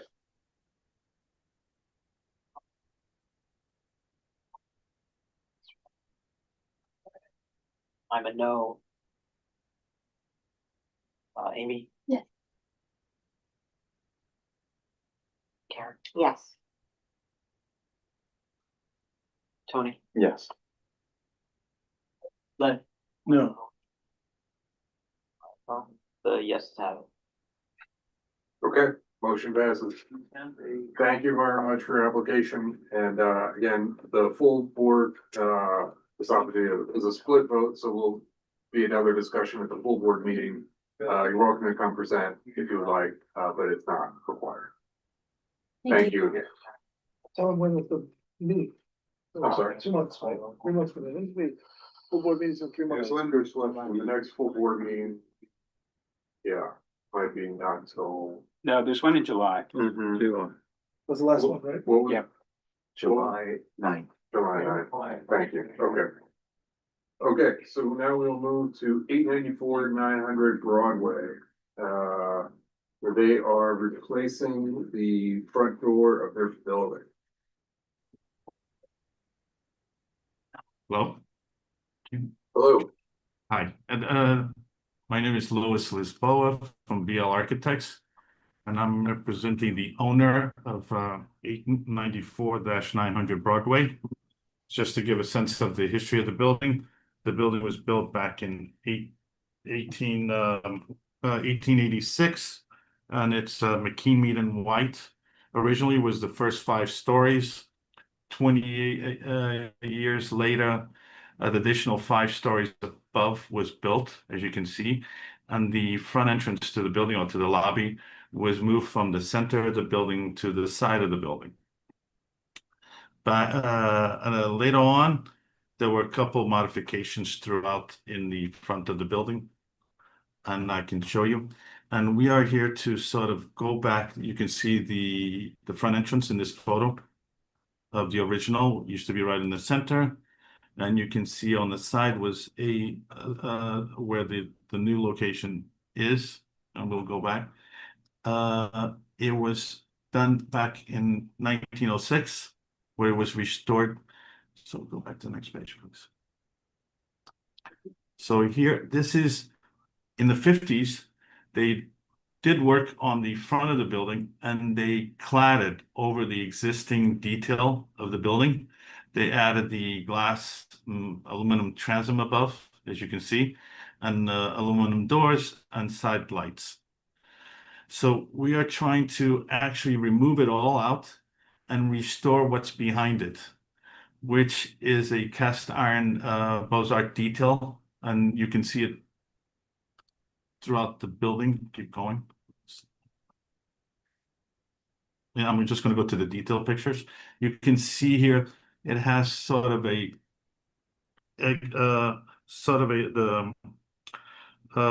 bead, so the bead and barrel they call it, detail, and we want to actually remove everything and restore to its original. And the doors, we want, instead of having aluminum modern doors, we want to put a cast iron door. So I'm going to show you the elevation of it right there. And that's pretty much it. This was actually part of a master plan that had previously been approved by Landmarks. And the client never went through and doing the whole work. So we coming back to sort of do partial work of it. And in the drawings you see previously approved. Originally, we were going to do a portico in front of the entrance, which was done in the 1920s and 1930s. But when we looked at it, we decided to actually go back to the original drawings of the original done in the original work that was done in 1906 by the architect, I think it was Robert McKinnell that did the work. This was done later on by the landlord. But we want to go back to the actual work that was done of the building because it's a Beaux-Arts building and we want to restore it to its Beaux-Arts integrity, which is right there.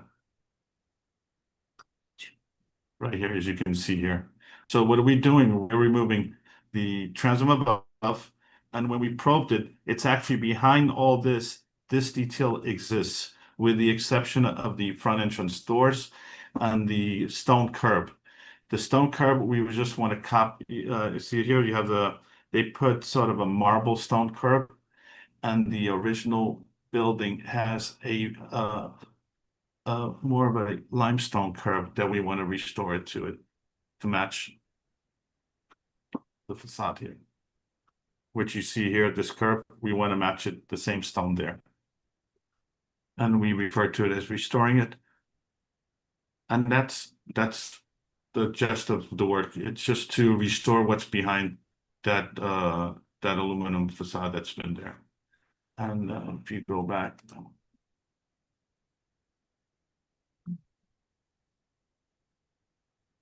Okay, great. I just want to go back to what's shown. Oh, sorry. Hold on a second. The only difference modern that will be implemented is that the doors, we can't have hinges on the doors on the end because when you swing out, the doors is 3 feet, so it goes out.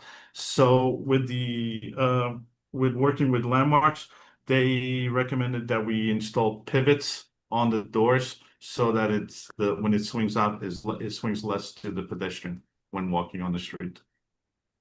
Besides that, that's pretty much the only thing that's modern in the facade, and the rest will be restored to its original. Okay, great. Before we get started with questions, can you just clarify on the master plan, the 2003 original master plan? Yes. Is this application fall under that, or is this something in addition beyond that plan? It's beyond that because originally they were going to restart all the storefronts, and we just restore also the side entrance. With the okay of the Landmarks, they allow us to restore the side entrance, but we haven't done the front because there's tenants there. So, but the client, who's a historian, he just can't take going into that lobby and looking at the front. So he requested that we restore at least the lobby entrance to the building. So when we went to the Landmarks, they said because you reduce so much the scope of work, it's pretty much a new application, even though they'll tie it into the existing, but it's sort of a new application that I have to go in front of the board here to make sure it's okay with you guys. Okay, great. Thank you. Questions? Anyone want to take the first shot? I have one just to kind of get it started. In the historic plan, the doors were wood and now it's going to be glass. Can you talk a little bit about why you chose glass rather than the original? It looks like it was wood, but it had glass front also. It had the glass with the wood frame around it. If you look at, you see the glass, and you see there, and it has buttons. I don't know if you can see it there. You see the glass? You see the upper, you can see it on the top. Yep. The door it goes all the way to the top. It doesn't have a transom, and it has. But on the sides, that transom exists, and we don't want to remove that transom. And also, it's a floor there when they did the renovation later on. So the way the addition to building into 1906, which was the added the upper floors, and they moved the lobby to this corner here. They kept the transom as is. So the door got reduced in size and it became a steel door. So this grand entrance, which sort of the door goes above the upper transom, it's not there anymore. They actually restored it. I think I have it. They added the actual transom there as well later on in 1906. Thank you. Additional questions? That's so we are sort of going back to the work that was done in pretty much in 1906 because the entry, the lobby, everything got relocated to the end and additional floors were added to the building.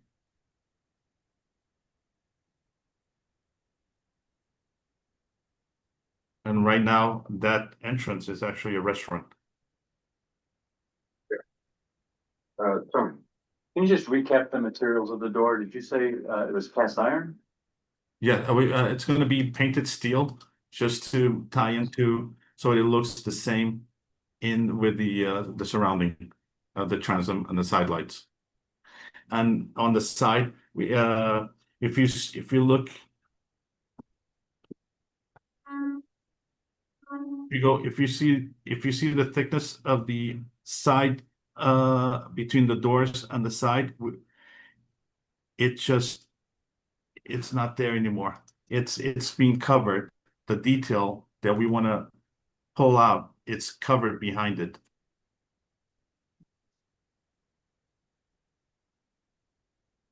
So when you look at this detail here, it's actually behind here. And we want to peel it off and restore it. And the same thing applies here, and the same thing applies here as you throughout here. This molding, it continues here. We're actually going to make these doors higher so that the transom aligns. So that the transom here aligns. And then it's continuous throughout.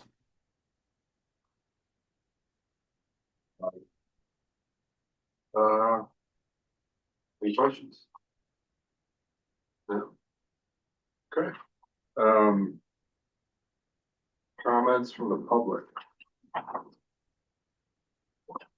Seeing none. Okay. Comments from us? Business Do session. we get comments? Yep.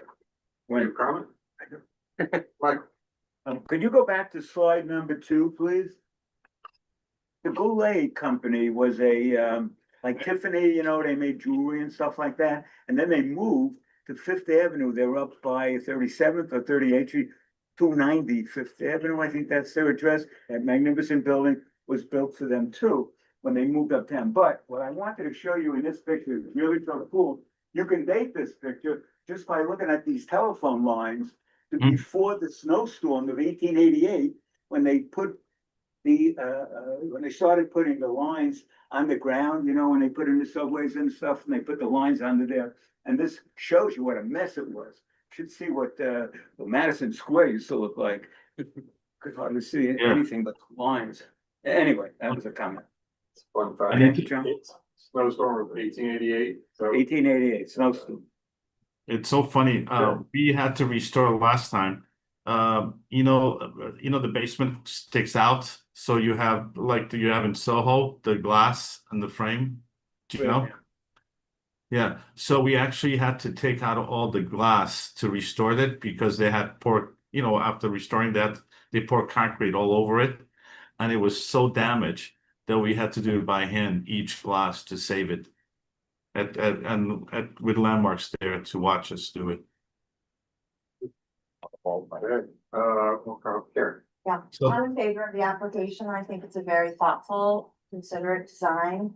I appreciate them restoring the cast iron vertical mullions on flanking the doors. They're installing granite stone to match the original, so we're doing restoration work in addition to the new doors, and while the doors are a lot of glass, I think it's perfectly appropriate. They're fully contained in a metal frame with a, what we call, a heavy base. They're not like the Herculate doors that you would see, so I'm in favor of it. I like also very much the fact that they brought back the proportions of the spandrel panel, and really what's there is kind of atrocious, so this is like just a beautiful, elegant solution, and I think it's just appropriate in every way.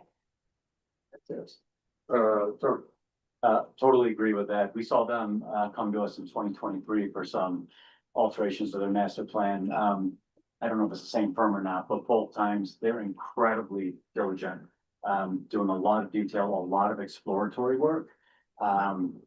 This is it's a great example of restoring a landmark, finding, I think, what are essentially treasures that are hidden below terrible 80s and 90s era cover-ups, but the parts that they actually have to recreate, this is a really great example of a more modern fix made to look contextual with, in this case, a landmark in a historic district. This is the Ladies Mile Historic District. So they're doing a really fantastic job bringing this back to life to the way it was envisioned by its original creators. Fully supported. Great. Okay. Well, somebody could top that, those two comments. I'll look for a motion. A motion to approve. Okay. Second. So, yeah. Great.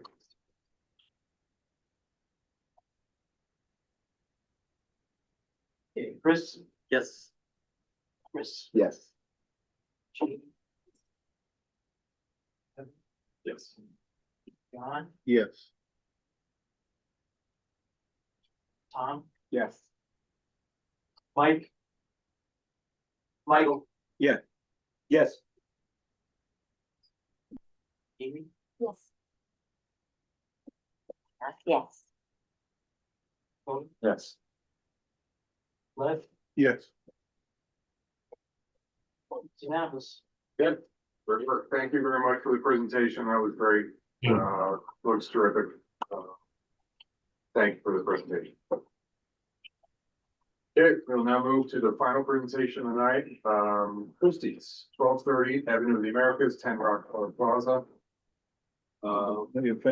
Please, feel free to share your screen and unmute yourselves. Terrific. Thank you all. I'm Kat Stackelberg, and I'm joined by Mark Faulkner, principal at POW Architects. Mark and I will be making the presentation. Sorry that we're not able to be with you all in person tonight, but I'm glad to be joining you. It's good to see you on screen at least, guys. Very good. Very good. So the project we're going to be sharing with you tonight is for Christie's at Rockefeller Center. And Mark, why don't we go to the first slide 4, just for a little bit of an introduction. As some of you may know, Christie's has been a tenant at 20 Rockefeller Plaza since the late 1990s. And just recently renewed its lease after more than 25 years in this location. And as part of this lease renewal, Christie's is looking to make a series of enhancements and upgrades to their space in the building. Most of the work that's a part of this project is actually interior work and really is geared toward improving exhibition space, publicly accessible spaces, office space, back of house spaces, storage, with a limited amount of work at the exterior or at the sort of perimeter of the building. And what we're sharing with you tonight are really two areas of work that are going to be presented to the Landmarks Commission in July. We're targeting a July 21st public hearing. And that scope, which is before you tonight, involves reworking the entry, and maybe Mark, if you want to highlight that with your cursor, the entry canopy and the infill below the canopy, and then the display areas behind the glass at these two rotunda, the east and west rotunda, left and right, east and west, and then the window line that extends along 49th Street. And so these are the two areas that we're going to share with you tonight, with a little bit of background before we dive into the proposed work. And the site plan on the right indicates where Christie's footprint is in the building. And this is a 1978 site plan from Carol Krinsky's book on Rockefeller Center.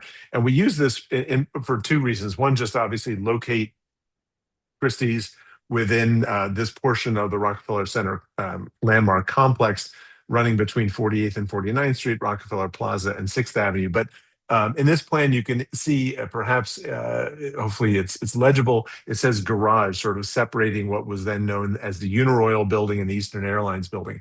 And when Christie's came into this building in the 1990s, there had been a garage entry where the main entry is to the auction house.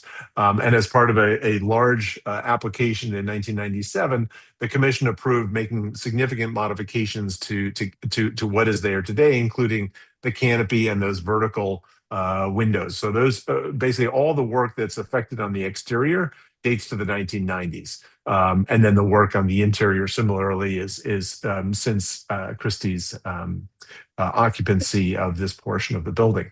Let's go to the next slide.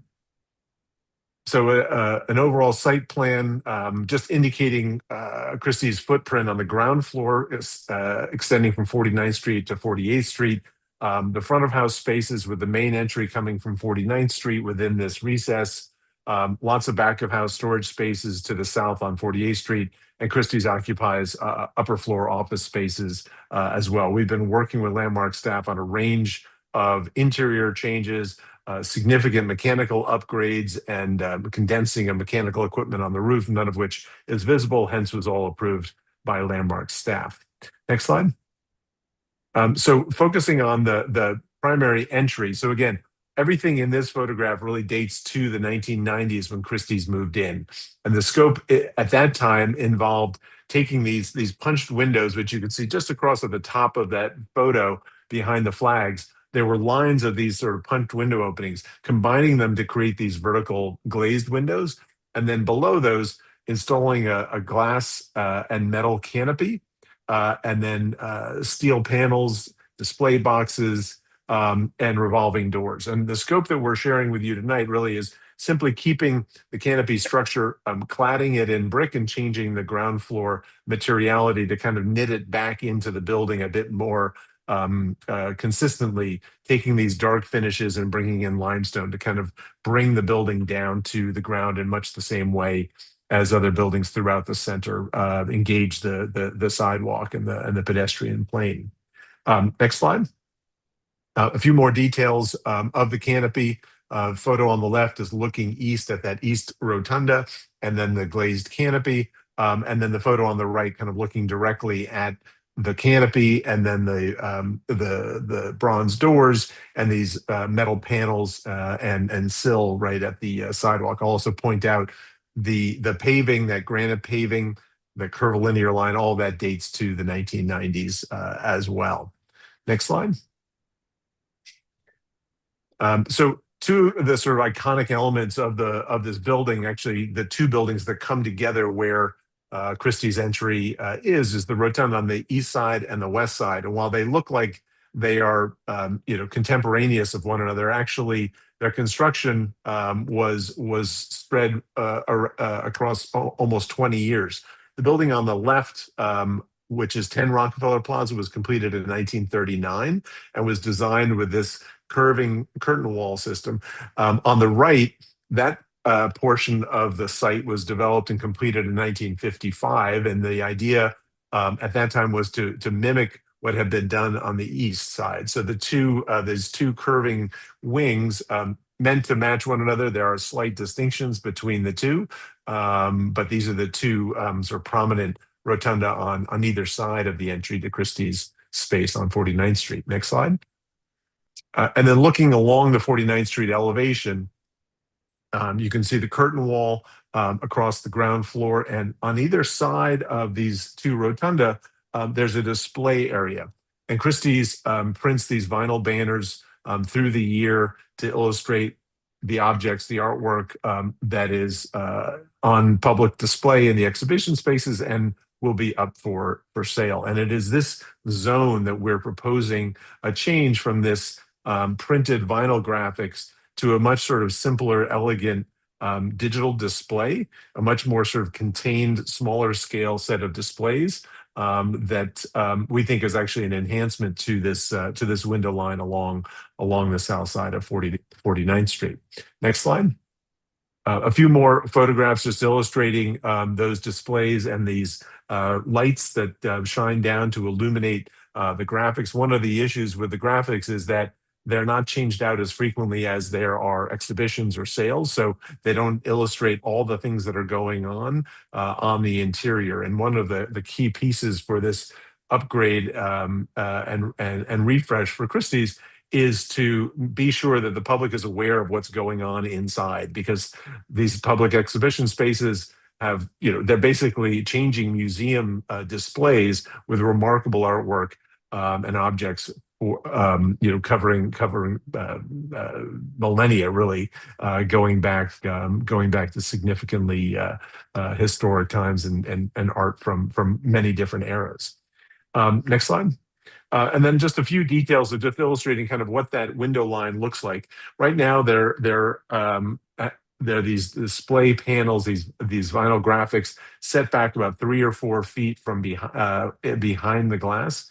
And the displays that we'll be sharing with you are set at that same depth, but there are no impacts to the exterior other than removing that Christie's red vinyl that is set into the windows. And you can just see how these banners are sort of hung off of that panel, and then the lighting, the down lighting above.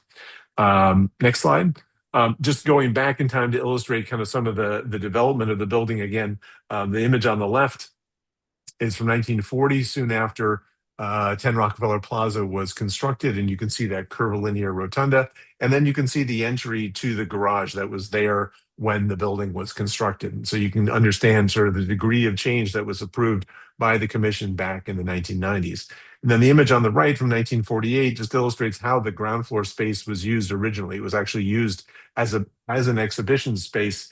Subsequently, in the 1950s or 60s, a mezzanine was inserted into that space, which is pretty similar to the way the space appears today. Next slide.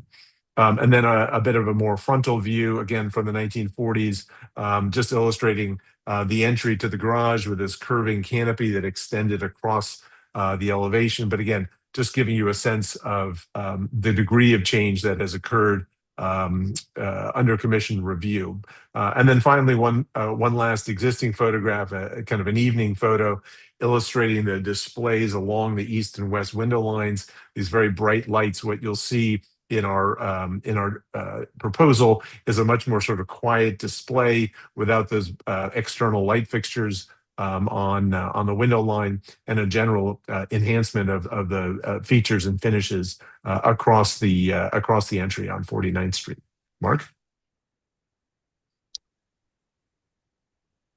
Hi, everybody. A pleasure to be here, and it's really an honor to present this to you. Again, my name is Mark Faulkner. I'm a principal at POW. I'm going to start by just giving an overview of the exterior. This is a rendering of the existing condition right now.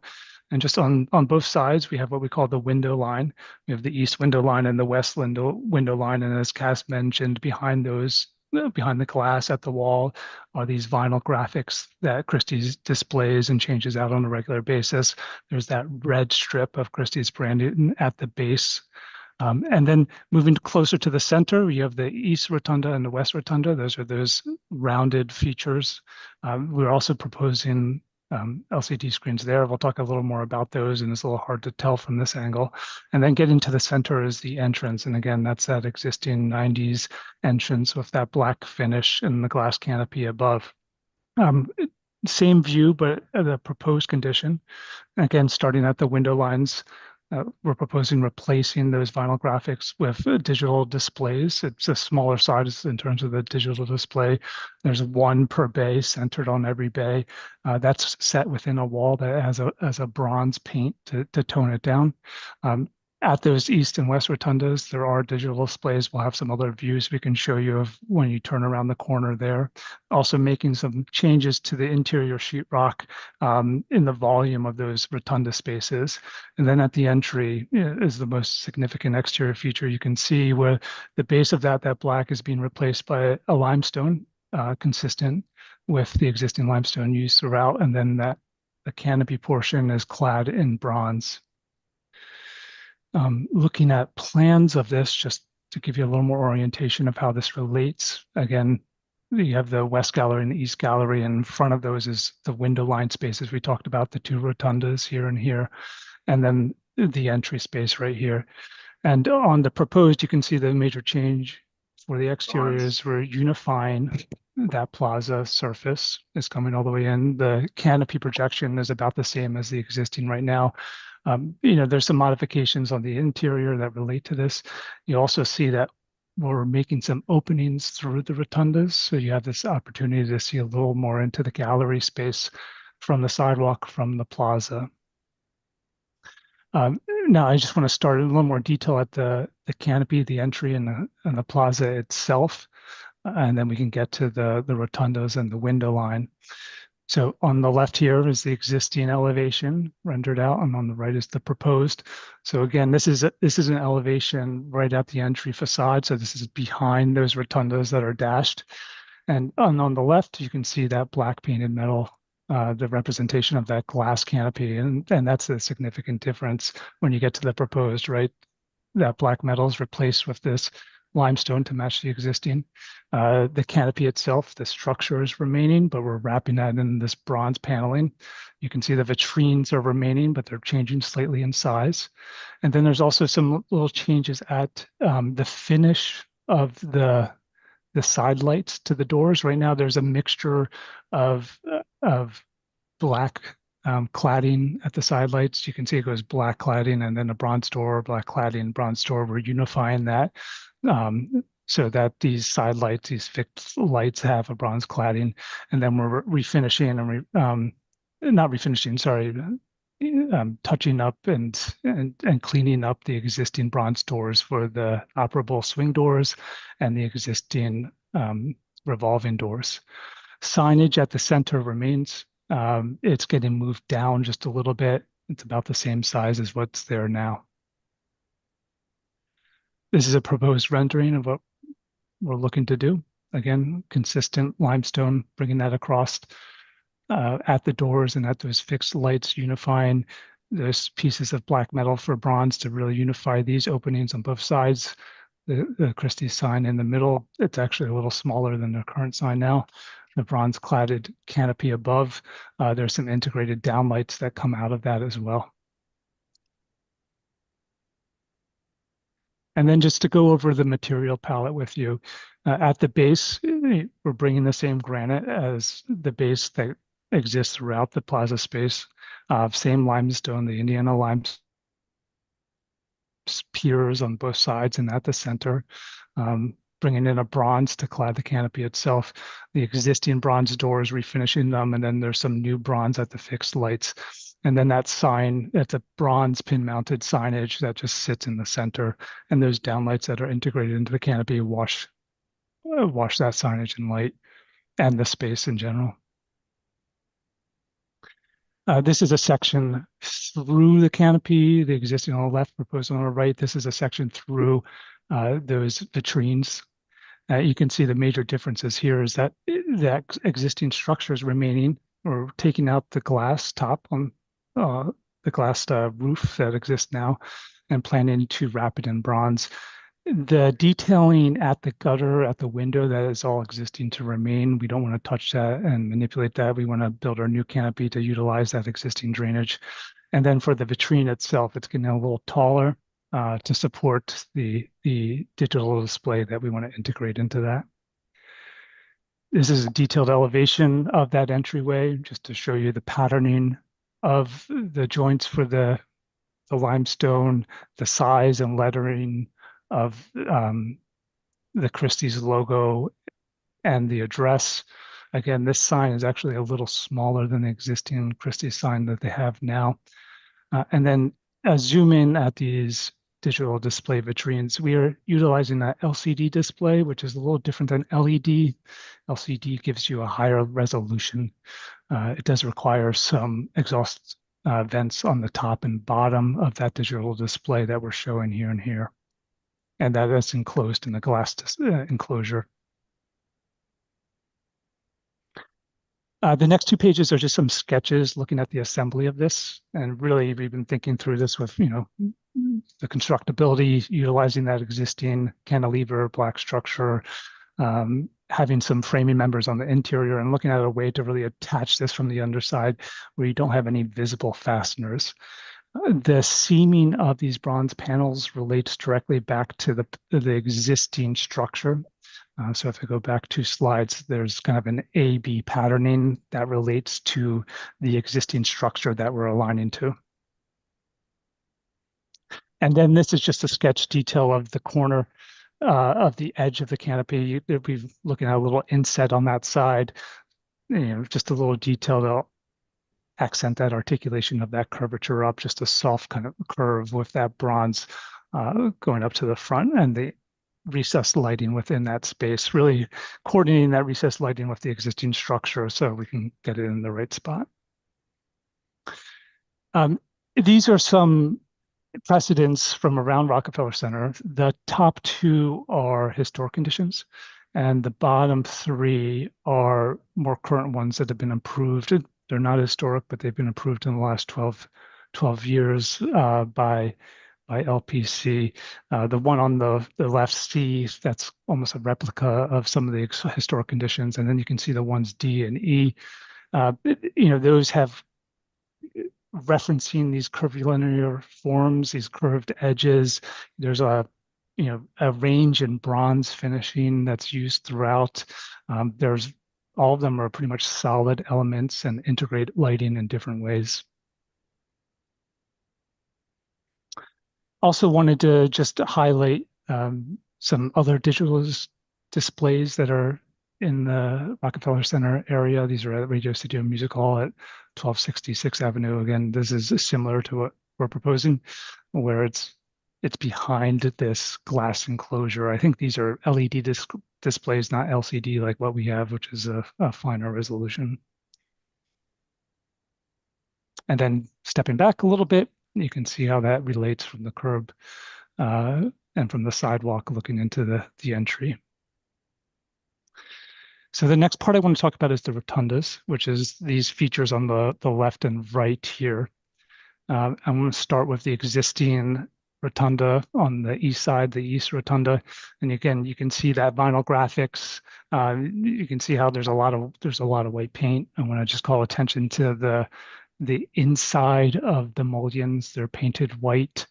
And then there's some interesting sheetrock geometries on the upper portions as well that we're modifying. Here's our proposed condition of the east rotunda.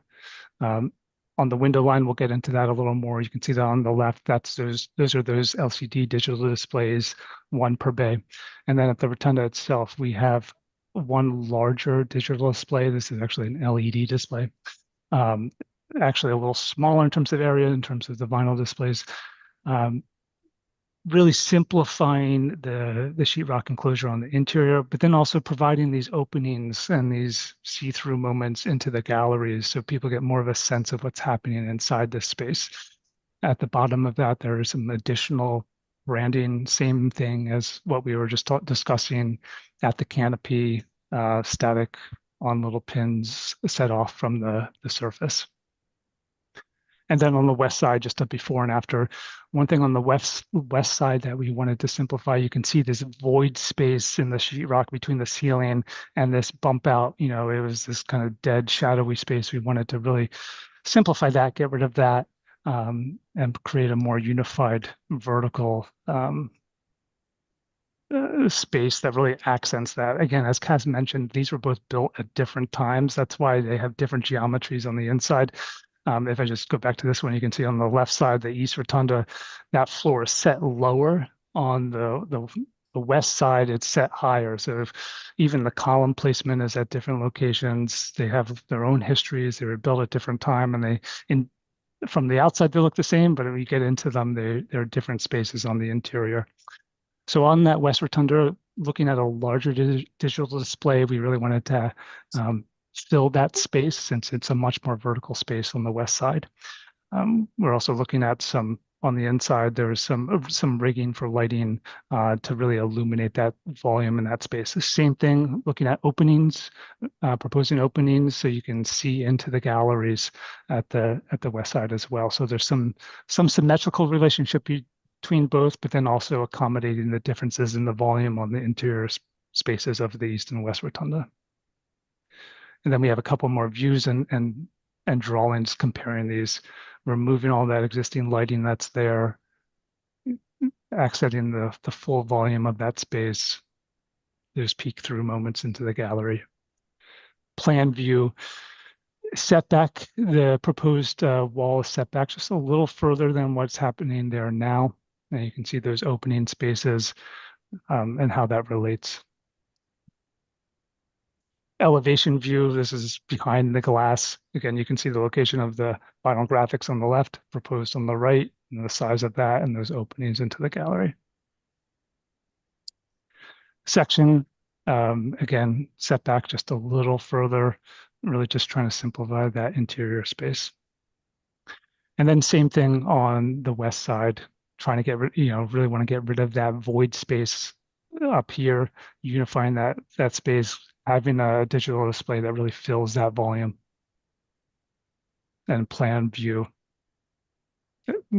roughly about set back the same dimension. This is about 6 inches. We're proposing setting it back about 6 inches more than what it is now. And you can see the location of those, the window line digital displays that we'll talk about in a moment. With an elevation view. And then also a section view. And here, this really accents that, getting rid of that void space above at the high point of the West Gallery here. So you just have one volumetric space on the inside. So the last part I just want to walk through is the window line. And again, currently Christie's has been utilizing these, large floor-to-ceiling vinyl graphics that they change out on a regular basis. And we're proposing these digital displays, one digital display at every bay for the length of it, and then set into a wall of this painted bronze finish with an integrated lighting. So it really hides the source of the lighting, and then just click back and forth between the two. You can see that lighting is removed. There's there's vinyl graphics being replaced with the digital displays, additional branding at every location underneath these. Same thing, these are pin mounted static logos.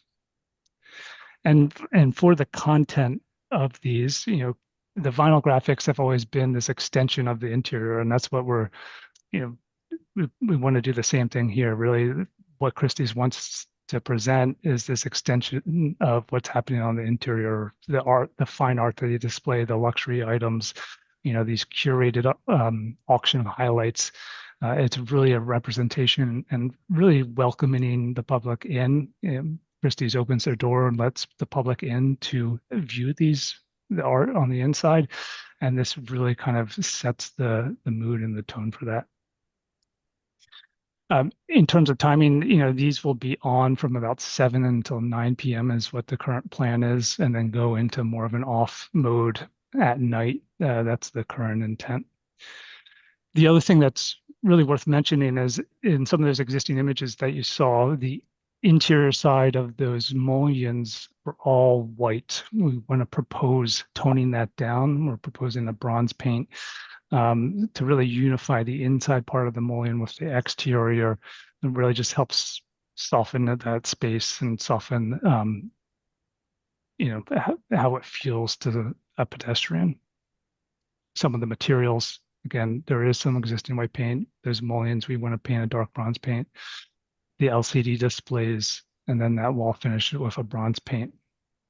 And this gives you a really clear idea of what's happening on the interior. On the left is the existing condition. On the right is what we're proposing. And you can see how what that paint of the mullions does.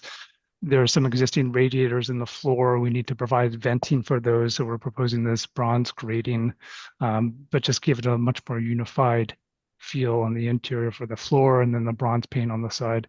And again, these are set back the same dimension. We're building these LCDs into the wall surface. So that dimension from the exterior glass to the surface is the same as the existing condition right now. All that existing lighting, we propose to take that out and replace it with a linear light that is a little integrated into a little lip detail at the top there. And then we have a couple sections just illustrating the changes between the existing and the proposed and what's happening inside these spaces. Again, the west window line was built at a different time than the east window line. So from the exterior, they look the same, but they are very different spaces on the inside of the glass. So this is the east side. The second floor is a little lower on the west side. There's a different condition. It slopes up. We're not changing that, but really trying to unify it, the bottom portion of that bay on both sides all the way across. And then this is the last slide we have to show you. This really just zooms out, steps back to really show you a little bit of everything. Entrance, as I discussed, the rotundas with the larger digital displays. Each one of those rotundas has a different height, different size and volume on the inside. And then the unification of the window line with this bronze paint and these LCD screens set into that wall surface on the far right and far left sides. So that's the end of what we had to show you today. And, you know, Cass and I are here to answer any questions. Great presentation, as usual. Okay, questions from the committee? Chris? The digital displays, are they, is it like a static slideshow or is it going to be like animated, like video or both?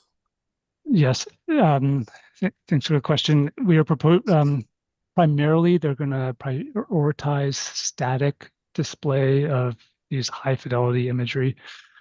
If there are any kinetic or moving elements, Christie's is planning on restricting those to really a slow cadence transition or like a very subtle environmental pan, you know, kind of like the you know, PBS foot documentary pan as a good reference point, but really avoiding high velocity animations and movements. Really generally intended to be still images and not video at all. I mean, these are illustrating objects and not actions. Yeah. On that, sticking with that question about the displays, the Rotundo LED, the big one. What was the thinking behind making that one extra big? It was really the volume of the space. As you can see in this image here, again, the ceiling height is different on both sides. So we really wanted to make sure that whatever we put there feels like it fills that space. You know, if not, you're left with this large blank wall. And because the interiors of both sides have different proportions and different volumes, we wanted to really utilize that to create two distinct moments on either side. How far is that LED away from the glass? I can go back to the plan. I believe it was 12 feet. They vary slightly between the east and the west. So on the west gallery, it's from the apex of that curvature, it's 12'8". You know, that will vary a little bit depending on where you take that dimension on the curve.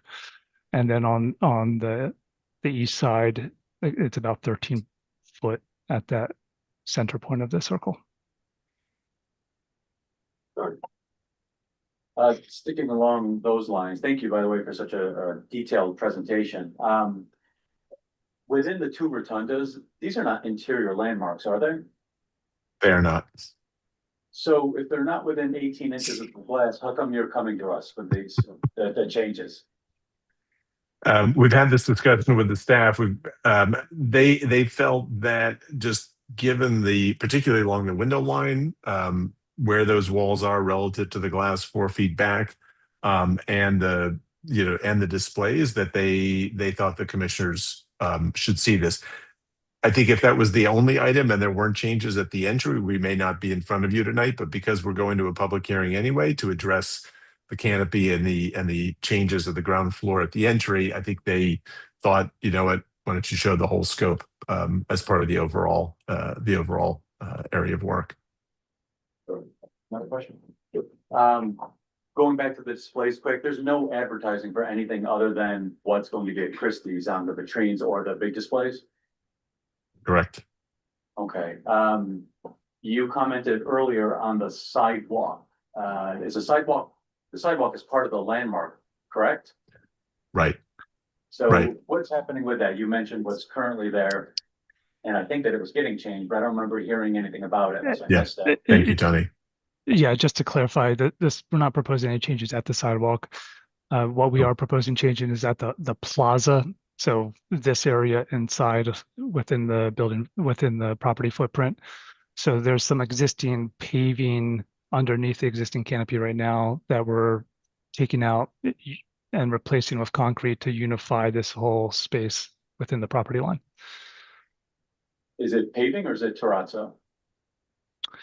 It's concrete flags, and then there's granite from the 19. Well, actually, I think the granite, if you go to slide 7, Mark, nothing is historic in this area. So there's concrete pavers, and then there's inset granite, which dates not to 1997, but there were changes done in about 2000, 2005 with these inset granite panels. Okay, and just one more question on top of the canopy. Is there any uplighting shining up on the building? Yes, there is. There's some existing uplighting right now going up to light up the flags. We are replacing that with new lighting, doing the exact same thing, uplighting the flags. We showed that in the section. The old lighting is from the 90s, so it's a much bigger piece. It's a larger housing, and the new one that we need to are proposing for illuminating the same area is much smaller. So it's this little thing here. Thanks, guys. More questions? Michael? Yeah, do you have a comparison slide to show us with the proposed size of the LEDs that are proposed and the existing size of the stuff that's in the window now? A comparison between the proposed LEDs or digital displays in the window line and the vinyl graphics. Yeah. We have information that I can tell you, and point to what that difference is. I don't have a side to side. Yeah. I think you're on 52. Yeah. I mean, the displays are considerably smaller than what's there currently. So the LCD, That's what I wanted to see, considerably. Yes. Yeah. So like the digital displays it's 100-inch digital display, which is 100-inch corner to corner. And you can see here that the vinyl graphics go to almost the full height. So in some cases, these vinyl graphics are 10 feet tall. And what we're proposing is under 100 inches. So it's significantly less in terms of the overall size. Yeah, and narrower, much narrower as well, because the vinyl graphics basically extend sort of edge to edge the full elevation, whereas the displays are much narrower. Okay, so if I can continue with that, Kevin, are these LED displays, they're going to be animated? Are people going to stand there and watch the stuff happening? Are they going to be one to the next, to the next, to the next? Is it all going to be self-contained? Could you tell a little bit about the intent of the LEDs? Yeah, and just to clarify, the ones at the window line are LCD, not LED. There's a major distinction. LCD as a finer resolution that was extremely important to Christie's. We wanted to display, they're displaying artwork and they wanted to display it with the best and highest resolution possible. And we also think that's important for the public, right? You want to have a really kind of crisp image. So these LCD displays, in terms of what we're looking to show, is primarily static imagery of the visual fine art that Christie's shows throughout their gallery spaces. That is fine art paintings to luxury objects, to curated auction highlights. As I mentioned before, it's really prioritizing static. If there is any movement, Christie's is thinking that it would be very slow cadence type transitions, right? Very kind of subtle pans. We're avoiding high velocity animations. Like one fading into the next image. In other words, it's gonna be blaring, and people on the street gonna be distracted by it. I'm sure Christie's wants to make it as tame as possible, as sophisticated as possible. Can you give us some kind of an idea what that means? Yeah, a great question. I mean, what that means, we want to accurately represent art, right? And flashing art, popping art, doing any kind of fast movements is not the intention here, because that's not what the content is about. To display fine art, it's a much more static visual, right? It by its very nature, it doesn't move, it doesn't pivot. It remains in place, and it's about the subject matter. And as soon as you introduce movement of that, then you're distracting from that subject matter. So I'm trying to think about an example in the city, and nothing's coming to me immediately, but it's really about displaying that artwork almost as true as it is represented in real life, fixing it. If there is a movement, it's a slow pan, a slow transition, really not to distract, the content, to distract people. I'm not sure, Cass, maybe if you would. Yeah, I mean, I guess what that. I'll add to pick up on Mark's point is this is not kind of retail display. This is, this is meant to represent, artwork, sculptures, paintings, drawings, objects, and there really isn't an intent to sort of flash that quickly. The idea is to have a high quality display that someone can stop on the street and look at it and sort of understand what's there, and hopefully be engaged enough to walk in the front door and see these objects, in person. But this is not just the nature of what Christie's is doing. This is not about, a sort of frequency and, video. And that's not what this is intended for. It's really about high quality, high fidelity representation of artwork. Thank you. More questions? There. I have a question. There's existing concrete banding at the top of the rotundas on page 32. It looks like in the rendering, I can't tell if you're proposing to reclad that, or is that just part of the rendering? So if you compare 32 to 33, is there any work being done on the existing? No, No. There's no facade work at this, what you're seeing here. And then existing right now over the canopy and behind the entry doors is a artwork by Sol DeWitt. Is that planning to be removed? And I'm assuming that was never original or part of the designation, but it looks like that artwork is being removed. It seems like a pretty significant piece of the current Christie's. On the interior. Yes, it's behind the glass. We can find out and let you know. I'm not sure, but that is all interior scope. So, but we can find out and let you know, Karen. Okay. You talked a lot about what's going on behind the glass at the rotundas, but not so much at those large clear stories above the canopy. Is it just, because is it so deep? Is that why, or maybe? These large clear stories above the they're all existing to Yeah. remain. Yeah, these are all existing to remain, so we're not touching those. Okay. Okay, and then last question, follow up to Tony's about the sidewalk. In the plaza section, it seems like there is some stone inlay, and I understand why you might be removing that. It looks kind of dated eighties, but there is a plaque that has the address of 20 Rockefeller Plaza. Will that remain? Or is that not historic? It On the is left, not. bottom left. Yeah. It's not historic. It was part of a sort of a wayfinding program that was done at the center about 20 years ago. And some of these plaques are in front of some of the building entries, but that is not historic. And you're leaving it or removing it?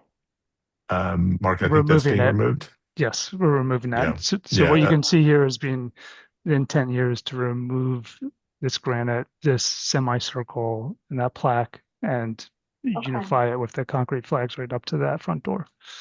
Yeah, and the address will be right on the limestone panel, right at the center of the entry, kind of a more appropriate place for address signage. Okay, that's all. Thank you. Yeah, regarding the two rotundas, on the top of them, what can you do as a matter of right going for on the roof or the top of the two rotundas? They look like plants or whatever. Oh, you're talking about on the exterior, on those setback roofs? Yeah. Yeah, I think that's outside of this project, but there are planters, I think, that line the perimeter of those setback roofs, like many of the roofs at the center. Yeah, and yeah, this is just looking at the existing condition. Again, we're not proposing any changes to the exterior of these rotundas or the roof.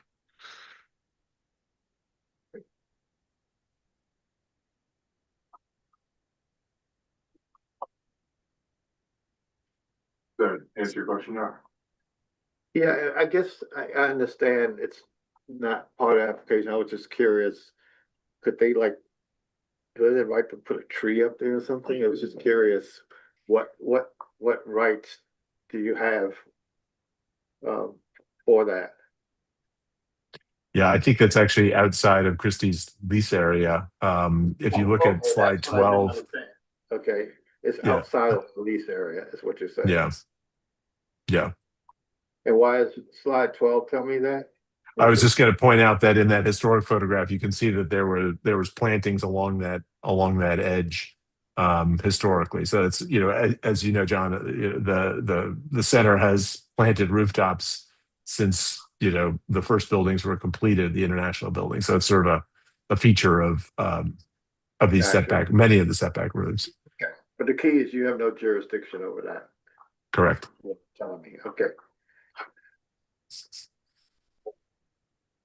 Any other questions? Okay, we want to members of the public. See any? No? Okay. Business session, comments? I know there's a lot going on here.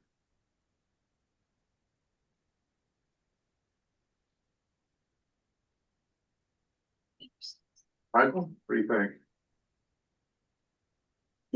This guy, Cass, he knows what he's doing. Every time he's coming before us for the years and years and years, he's always given us a great presentation. He always covers all the bases. I trust this guy to put up a good. I like what he does. I like the way he does it, and I would likely go along with it because he's usually right on the dot. Right, architects and the. Right, I second that. I heard that. Said it better myself. Amy, what do you think? I think it's a very well planned for the Christie, so Yeah. I go with it. Yeah, it's robust. Any other comments? Tony? So, we've seen a lot of applications for a lot of buildings throughout the plaza here. A lot of this is all very similar, and They always do, honestly, they do a great job. Completely agree that it's very contextual with what Rockefeller Center is. The materials that they're using, the bronze and whatnot, of course, that's seen throughout the plaza. So I think the materials are fantastic. The lighting is not overwhelming. The displays, even just having them not displayed in full blast for 24 hours, I think that's kind of a nice feature. We don't really see that a lot when people are bringing up LED and LCD screens all over the place. I think that'll be very, it won't be distracting for the landmark itself. But overall, it's very detailed and very, it's very thoughtful, and I think it's contextual with the landmark and the plaza itself.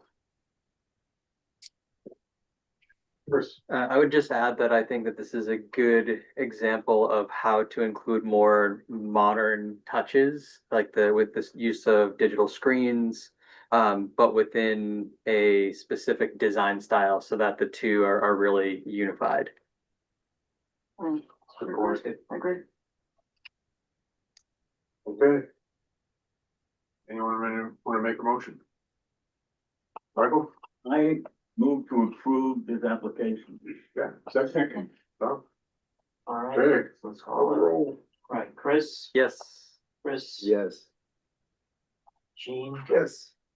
Kevin, Yes. John, Yes. Tom, Yes. Mike, Yes.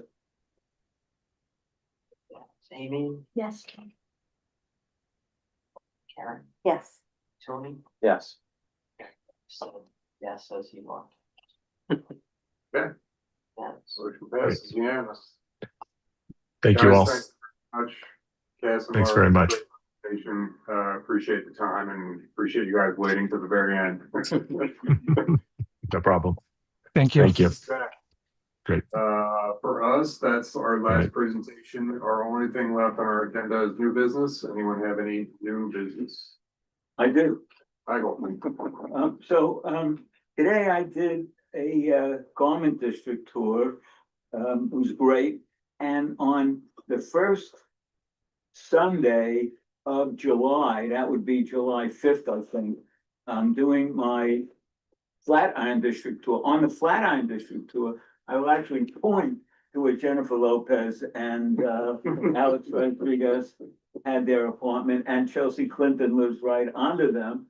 You will also see the home, the former home of Winston Churchill's mother. Huh?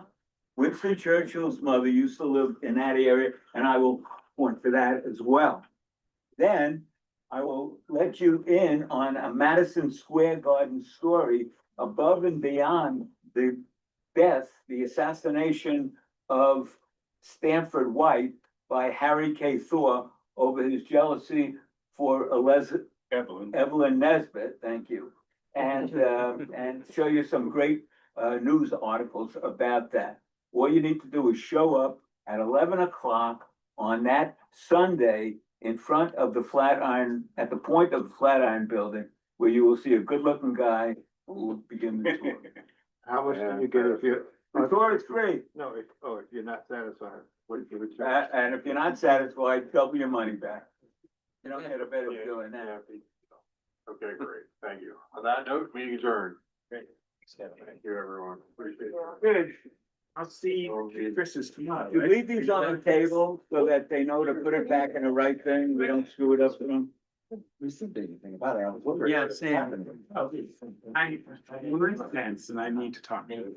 That's that. Oh my gosh, we don't see how long. Oh, yeah, go for it. Last night.